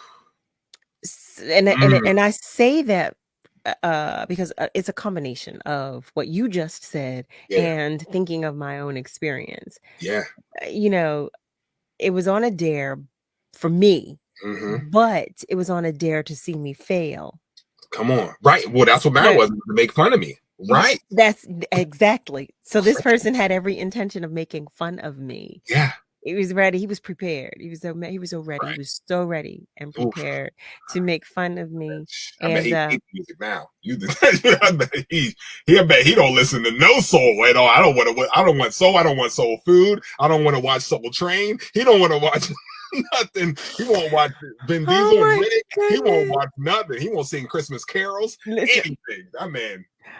But I say that to say, okay. I say that to say that it made me think of the experience that you had, the situation that you had, but that it brought me to that. The spirit in which it was done is probably why, they're not a part of this part of your journey. Right, exactly. But they did served a purpose, and the purpose that it served was the catalyst for, where you are now. And so, yeah. That's a great point. Wow, I never thought of it like that. You're absolutely right. I mean, it's even when I think about like my FRZY symbol that I have, it's like everywhere. It's on the cookie now and all this stuff. It was a good friend of mine who was at CMU. She went to CMU and she just made it for fun. She was like, "Frizz, I did this for you. I thought it was really cool. It spells your name and it's layered. It's really dope." And I remember what? That's so crazy. And now I was like, I'm gonna use it for everything. She's like, "Would you really?" And now it's on a billboard in Times Square. Right? It's crazy to think about that. One of my favorite things to say: you're not asking for help. Your dreams aren't big enough. Right? FRZY. Okay, you keep giving me so many things. My pockets are full. I've got enough now. You understand me? Hey man, you do good appearance. Luck is for the lazy. I mean, I'm still holding on to that. I keep repeating it, but you keep giving me so many pearls and gems that my pockets are completely full. I don't have another pocket. Okay, I don't have another pocket. And first of all, I was unaware of Times Square. I'm trying to get back to the crest and the mural. Oh, okay. Look, wherever you want, I'm here with wherever you want to go. You got the flashlight. I mean, I want to share it all, so that's where I am. You know what I mean? But I was unaware. You were like, the show's 2 hours. I was like, for who? That's practice. Right. That's a greeting for us. That's called exactly. That's not even a conversation for us. That's like, what you mean? That's not what? That's not even a catch up for us. I think I've left you voice notes longer than you. I think and at the end of it, you always go, "Hey, I'm sorry, this is so long. I just realized, look, you didn't already listen to it. I didn't already listen to it." Yeah, man. Listen, I think that's I'm the face of Steve Madden. I'm a big fashion guy. I love fashion. I try to take care of my body, take care of myself, be this person that you see everywhere. And I want to raise the bar and be the example for what a man is, both mentally, physically, and emotionally. And I think that having the opportunity to do a Steve Madden ad and be the face of this self-made campaign, and if I show you my closet is full of Steve Madden shoes, and knowing that friends are hitting me up like, "Yo, I just watched you on a billboard in Times Square. It's crazy, blah blah blah." And man, my mom from New York, so that's a big moment for my mom. We didn't even talk about your parents. Like, what? We didn't talk about your mom. Right. We have a lot. You know what I mean? Let's go. We're going to do, look, everybody that's listening, what y'all want to do is y'all want to send the email over, you know what I'm saying? And just be like, "Hey, have FRZY back on part 2. You know what I'm saying? Like this, it's not me telling you, I can't tell you what to do, but I'm not going to disagree with you when you do it. You know what I mean? Like, listen, send her shoot a quick email over, you know what I'm saying? You know what you listen to 900 on the AM. Anyway, we want, I love it.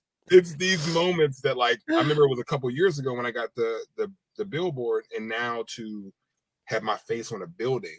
I took my mom over there for the first time and she got to see it, and then see her crying, and have just randomly seeing kids posting pictures. I met FRZY today and they're like, my lips are the size of their whole body because it's on a, and then I remember talking to the painter. I was like, "Man, I love this color that you use." He goes, "Yeah, well, you're the king of the city. You're a king. I use royal purple." And it's like these little details. It's like, come on. Yes, man. That's a big detail. You hear me? I was like, "What are you saying?" Okay, because we own that. We know that. We own that. Yes, we do. Yes, we do. So thank you for knowing that, acknowledging, and obliging. So thank you. You got to do enough to make them make more crowns. They're going to have to make more crowns. FRZY, didn't I just say my pockets are full? Well, yeah, look, I'm out here with the queen. I told you when I saw you, I'm like, I'm with the queen. I still get cool moments when I say I was like chilling with you. People are like, Carol, like like you could text her right now. Like, what you mean? That's what you talking? That's my girl. I know. You know, or like when I comment on something, you comment back, and they like, you ain't say nothing to nobody else in that comment section. So y'all friends. You like, no, like, what you mean? How you know? I just asked to be, can you be my friend, Carol? Can we be friends? I want to be friends. Like, we're gonna do this music stuff. That's easy. We do that in our sleep. But can we be friends? Can I learn from you? Can I can I be a Padawan? Can I like, you know what I'm saying? Like, you know how close you gotta be for somebody to let you in their crib and make you tea? Come on, man. You listen. You're on the radio. Let me stop, man. I'm a fan. I'm a groupie. Let us go back to the mural. I want to hear all about the mural. I'm with you. I'm just bright But lights. but you know what? It's all love. It is all no, on both sides. On both sides. Yeah, I appreciate it. It is all love because that's where I am with you. That's why you are here. I said, listen, I want everybody to know. I want to tell them everything. This is exactly why. But you know, I can't. You hit send. It was already a gray bubble. You was like, how did he even?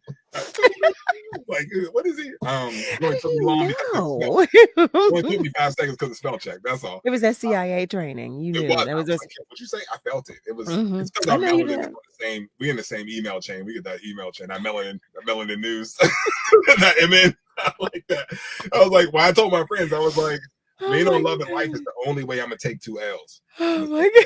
That's it. That's the only way. We can put that on a t-shirt. We got that. That is definitely going on a t-shirt. I'm making that t-shirt. Okay. I am making that t-shirt. Sticker ready out here. But do you hear me? Do you hear me? But okay, so the mural. Yes, the mural. Tell me about the mural. So it was one of the things for me, especially being in this city, that there are, Pittsburgh's really known for sports. Right, we have Mr. Rogers at Warhol, but I mean, really, it's the sports city. And I've been blessed to have a name and be called a legend in this city, which is phenomenal. And to be able to sit at the table and I'm texting with Mary Lemieux, right, which is about cakes. We were texting about desserts last time. What you talking? What? You asking me about tiramisu and you French, my guy? But when FRZY Day was coming up, and there was some conversations about some different things that I'll tell you about in private that the city wanted to do for me, and they were just like, yeah, let's memorize them forever. Everything I do on FRZY Day every year is I want to do something that they say rappers can't do. They say that a black man can't do. And I think having my face on a wall, and then what we're doing with that too is the artist who originally did the picture that the spray paint artist, that Jeremy Raymer, who's legendary. I mean, he's done, these world-renowned murals. He was like, yo, I'm gonna take that. I'm like, okay, well, how can we put this with a charity? How can this benefit? It benefits my legacy, yes, but how can we help inspire on purpose? I want to inspire on purpose. And we're gonna take a photo of it. It's gonna be a poster, and then that poster will sell. And then all the funds for that poster will go to a charity called Arts Aid Collab that helps arts in all these different schools for a charity that teaches spray painting and teaches finger painting and brings instruments in these classes. So, my photo will take that, the picture of me on the building will stand for something. And that's what's big for me, is that I need my face on a foundation. So allow me to help these kids. Let me give them a foundation. That's the point of it. Bricks of knowledge that literally make my face.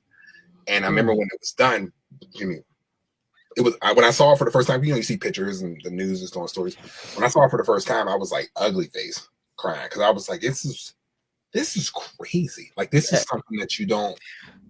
I remember when you messed with me. I was like, I'm trying to keep up with you. You were like, you got a mural. Wait, you don't shut up. Yeah, hello. Like, what? What are you talking about? Yeah, it's so trying to create these situations that I want my friends and my supporters and fans and people who just have my back to be like, every time I do something, to be like, oh, well, that's FRZY, right? Like, the mural was a big deal, but it wasn't even when the mural came out. Literally, 2 weeks later. When we announced the mural, while the mural was getting made, I did the Black History Month segment with CBS, right? And for every day of Black History, we're gonna give you facts every single day. My Instagram was just Black History Month every fact, and then it was like, I remember. Done, you're gonna get the mural, and when this mural's done, we're gonna announce this tour. We're gonna announce this. So it's just about making. A way to say it is like making greatness repetitive, right? Like, people with me are just like, man, he's So you're orchestrating history. let's just call it what it is. Oh, Okay. wow. So, Yeah. do you sleep? Well, I'm a micro sleeper. I sleep 4 Yeah. hours a night. That's my thing, right? So that was one of the things that's part of this whole genius thing with me. I'm a micro sleeper. I only sleep 4 hours. So it's just I've always been like that. I think just for me, I can't. I'm trying my best to be best friends with time. Right? I know we can't control time, but I can damn sure be friends with it though. Yeah. Can you? You know, it's because it sounds like you want to be friends with hopeful manipulation, and I don't know. listen, it sounds like you're kind of like, please, please, please, please. Be like you see some like light at the end of the tunnel there. Trust me. You have Trust me. Well, when people ask me, I remember when I was coming up, people were like, "Who do you want to be like?" And I was like, you know what? And this is my thing for me, right? Is okay. Of course, I'm a big Jay-Z fan. I'm a big Will fan, right? Yes. Wait. You know what? I want to stop. I want to interject just for one moment because I want to save that. We're going to take a short commercial break. I want to save that for after the commercial break. Family, stay with us. We'll be right back. Maybe you can make retirement happen. After all, you made home ownership happen. Homeschooling yourself on loans, beefing up your credit score. So I'm pre-approved. You were like, yes! Sorry. Color coding listings, ticking boxes, and flushing every toilet in a 20-mile radius. Home sweet home.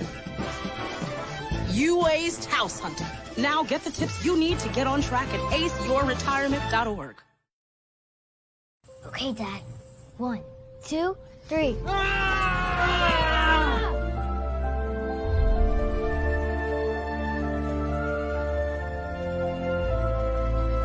You saved me. Dad? Are you okay? I'm fine, dear.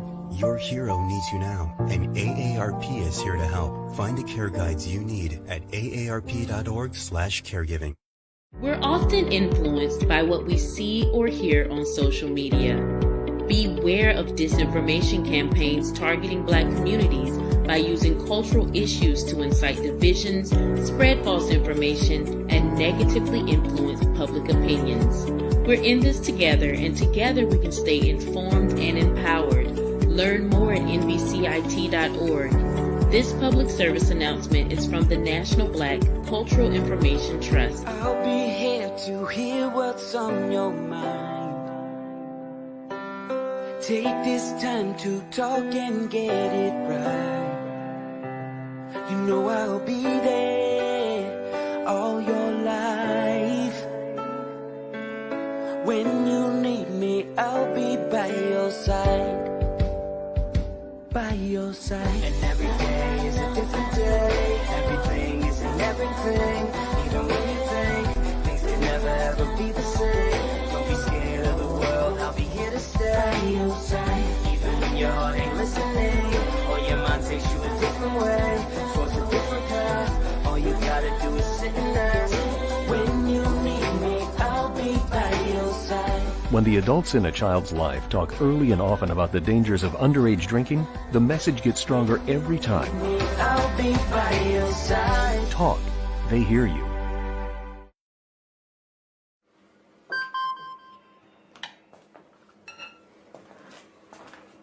Email from school about the incident today. Scary. Tell me about it. Did you have any idea that was going on? None. I mean, you saw Derek at the game last night, too. Did you have a clue? No, but teachers like me, parents, we don't always know as much as you guys do. Kids hear first about what's going on with other kids. Half the time, it's rumors. It can be hard to tell sometimes, but if you're ever concerned about a friend who's having trouble with alcohol, prescription drugs, bullying, violence, anything, you need to tell an adult. Mom or me, a teacher, coach, school counselor, someone you know and trust. Dad, no kid is gonna tell an adult about that kind of stuff. I get it, but if we don't know, we can't help. Speaking up about a problem, that's what helping a friend is all about. Hey family, I'm Carol Riddick. And I'm Donavan West, and we're the hosts of Love and Life, a new show about, well, love and life. This show is an informative, entertaining, and refreshing take on the hard conversations about love and life. Each day, we'll provide real facts and honest opinions on dating, sexual health, casual, and committed relationships. These late night conversations will be served on a judgment-free platter and seasoned with unapologetic realness. So join us Sunday night through Thursday night at midnight on WURD, Progressive Black Talk Media. You're listening to WURD Radio, 96.1 FM and 900 AM WURD, Independent Black Media.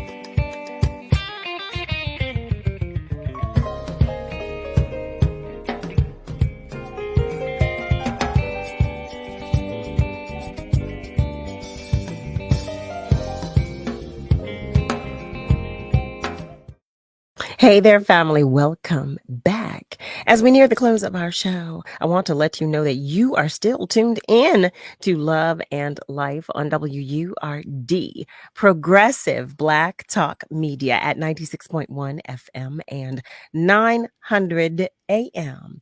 FRZY, before you finish telling us the story that you started before the commercial break, would you please share with everybody your socials? Because I want to make sure they are able to stay in touch and to find you and to see all about all of this incredible stuff we've been telling them. Hey, listen, man, I always want new friends. I'm a good follow backer too. So, you know, if I, you know, you tell me you with Love and Life, I'm gonna have to hit that follow button. I'm just letting you know. It's FRZY, man. It's at FRZY everywhere, FRZY, on Twitter, Instagram, TikTok, Facebook, Vero, like everywhere, you know, you go for your social means.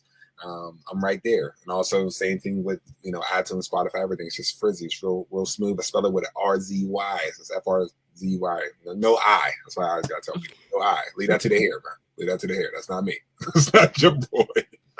So yeah, come follow me, man. I would love to meet you guys and see what you do in your life. I love it. I love it. I love it. You know, kudos to your parents. Kudos. Seriously, because we didn't talk enough about them, but I wanted to share, you know, a lot of your accomplishments and your accolades and a lot of the love that you've received with everybody. And that's really beautiful. That's the blessing. Before you go, and again, before you finish the story, can you quickly tell us who inspires you? Wow, man. You know, besides, like I was saying, besides the Jay-Z's and Will Smiths of the world, right? It's not even at this point, I think, who, it's what. Okay. Right? It's there's an inspire me and there's a who I want to be like, right? So I say what inspires me is bad music. Oh. Bad, like when it's give me a plate of it. I did not see that coming. As long as they make it, they're gonna need me. As long as bad music exists, they're going to need me. And that's where I come from, promising my consistency.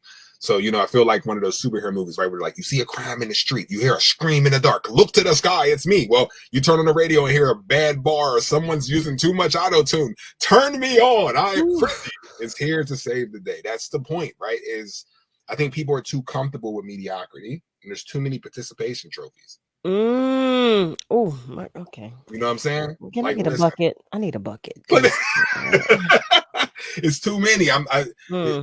People are too comfortable with being the same, and I'm not okay with being the same. I'm not okay. I want to fight for it. I want to earn it.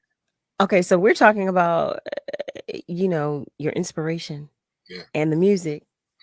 Talk to us about what you have going on. What's next? What's next? You know, we're working on the album. The album's coming up. You know, you might hear somebody y'all know on it. I don't know. She might be hosting something. Come on now. I got but I'm doing an album called Popularity versus Success. It's 2 albums I'm releasing at the same time. and just showing the different covers. One cover, well, I won't give away the cover. I'll hit you up later about the covers. But the covers are really special, and I'm releasing them at the same time to start the conversation, right? What's more important, popularity versus success? Released 4 singles so far off of the album. We release every time I release a single off of popularity, we release a single off of success to see how they compare, right? So it's funny that the popularity songs are killing it in the clubs, right? Playing on the clubs, right? Playing everywhere, but the success songs are on the Billboard charts. And that's what's very interesting about the songs that last and the songs that play. So that's what we're trying to start the conversation with. Who do you want to be? Do you want to be the most popular in the room, or do you want to be the last in the room? Wow. Now that is a conversation. Come on, man. You hear me? Trying to come back, man. What you mean? This space is, I like this space. You have stars. I like this space. Comfortable in here. You know what I'm saying? Is this plush? What you got on these couches? It's comfortable here. What you mean? Leisure. That's what they need to call it. What you mean? Listen, you might be onto something right there. Okay. Listen. I just want 1%. That's it. Listen. Let's talk. We like to make things happen. That's all you do. Listen, come on now. Life is entirely too short. Right? It's entirely too short. And I say it all the time. I'm so grateful to get another second, another minute, another hour to do differently and to do better and to do more. Come on. Come on now. Come on, man. Isn't it crazy? It's crazy to think that you right now are going to be, what you're doing in this moment will be a part of someone's origin story. Listen to that. Listen to that. That is insane. First of all, I want to go back to all of your insanity. Okay? But before we get out of here, because we're like minutes away from getting out of here, I want to congratulate you on your family crest. I think all of what you shared is huge. Everything that you shared is like otherworldly and insane. I mean, I know that you're an alien. I know that that's what they found when they studied your brain. You just did not want to share that with us. Okay. Stay away from the guys in the black suits. They're going to talk to you about that. They're going to talk to you about that. You just didn't want to share. They just so I appreciate it. Thank you so much. I know. Right. But again, thank you for being an inspiration. Thank you for continuing. Thank you for wanting more. Thank you for doing more. Thank you for remaining faithful at the top of it all. Thank you for remaining prayerful. Thank you for giving God and your parents the glory. Thank you for maintaining your walk, because it means so much. And as a man of color, as a human being of color, just, you're an inspiration. We appreciate you. We applaud you. And you already know your girl. Come on, you already know. You already know. Man, what you mean? I'm a girl. I got tattoos. I can't be emotional. What you mean? That's what you mean, man. I'm supposed to be a thug. Man. Damn. Oh, thank you. It means the world. I am honored to be in your presence. I am honored to be in the listeners' ears. I just hope that I do enough and continue to do enough to be in their thoughts. It means everything, and you are a friend for life and a mentor for life. And I love done. You. That's done. We're friends. Yeah. Yes. On that note, family, that right there wraps up another episode of Love and Life on WURD, Progressive Black Talk Media. I always extend my utmost gratitude to you, family, for spending your time, your energy, and your attention with us. Your company and your attention are always welcome. Thank you to my entire WURD family. I can't get it out because I'm so excited. Thank you to my alternating co-host, Donavan West, who always sends his love, and to our guest tonight, FRZY, Pennsylvania's own, Pittsburgh's own. Okay, look, we all claim him. Philly's own. Okay, we claim him because I claim him. How about that? He's family, y'all. He's family. He already told us he was too. You know what I say to you? I say to you each and every episode, be safe, be well, have a good night, have a great morning, and have a great rest of your day. Remember, though, that we are all in this together. We are all we've got, okay? Be good to you, but be good to those around you. And make sure you join us again at midnight for another edition of Love and Life on WURD. Be well, family. Hi, I'm Tanya Hopkins, aka the Food Griot, the host of Savory and Sweet, a new show about food, history, and culture. Savory and Sweet is a flavorful exploration of food marinated in the Black experience, seared with history and braised culture. Each week, I'll fold in conversations that center food and drink at the intersection of business, health and well-being, entertainment, education, and innovation, while separating the facts from fiction on the sometimes surprising origins of what we eat and drink. So join me, the Food Griot, and special guests for Savory and Sweet, Food, History, and Culture every Sunday from 11 a.m. to 1 p.m. exclusively on WURD, Progressive Black Talk Media. You know, a lot of people say when you're going somewhere, you don't want to look back. But I beg to differ. For her to see her father celebrate his graduation, it's the best feeling in the world. I can't lie and say it was easy. But sometimes you just have to stop everything and take it in. I looked at everything in a different light. I realized it started with me going back and getting my high school diploma. Maybe you can make retirement happen. After all, you made her college years happen. Opening that education savings account when she was little. Spearheading a campus tour. And another, and another, and another, and another. Bam! Deciphering financial aid. She was like, what? Now she's like, you aced planning for college. Now get the tips you need to get on track at aceyourretirement.org. When times get dark, we can't see the help that's all around us. When you don't know where to turn, let 211 be your guiding light.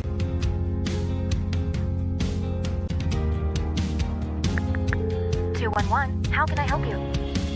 Our guides are ready to connect you with the help you need.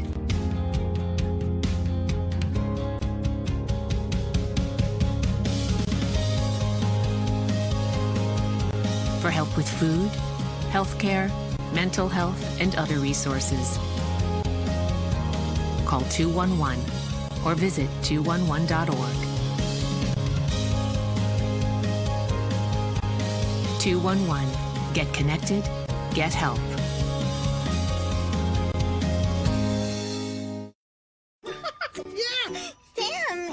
Oh, hey, Julia. You ready to play band with us? I'm going to play my clarinet. And Elmo's gonna play his drum. Drum loud. Oh, well, you know what to do, Julia. Julia knows. With Julia's autism, loud sounds can be too much. But she still has to make music. Play band. Early screening for autism can make a lifetime of difference. Find out more at screenforautism.org. I remember this one moment. I ran to kind of the water edge, and my mom said something along the lines of like, now it's your turn. Take that first step. When I became a mom myself, I feel like my whole world changed. There's some light within her that makes me continue to do the climate science work that I do. You don't have to be a climate scientist to want to protect the earth. As moms, we care about our children and the environment they grow up in. And for Mia, I want you to know that I worked really hard to be a part of the change and to make it a better place for you.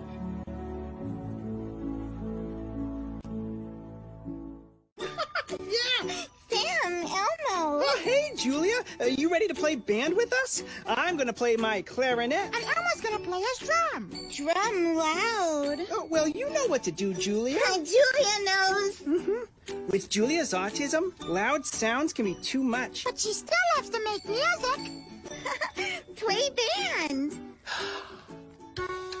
Early Screening for autism can make a lifetime of difference. Find out more at screenforautism.org. Lifting every voice till earth and heaven ring. This is WURD Radio, 96.1 FM and 900 AM WURD Philadelphia.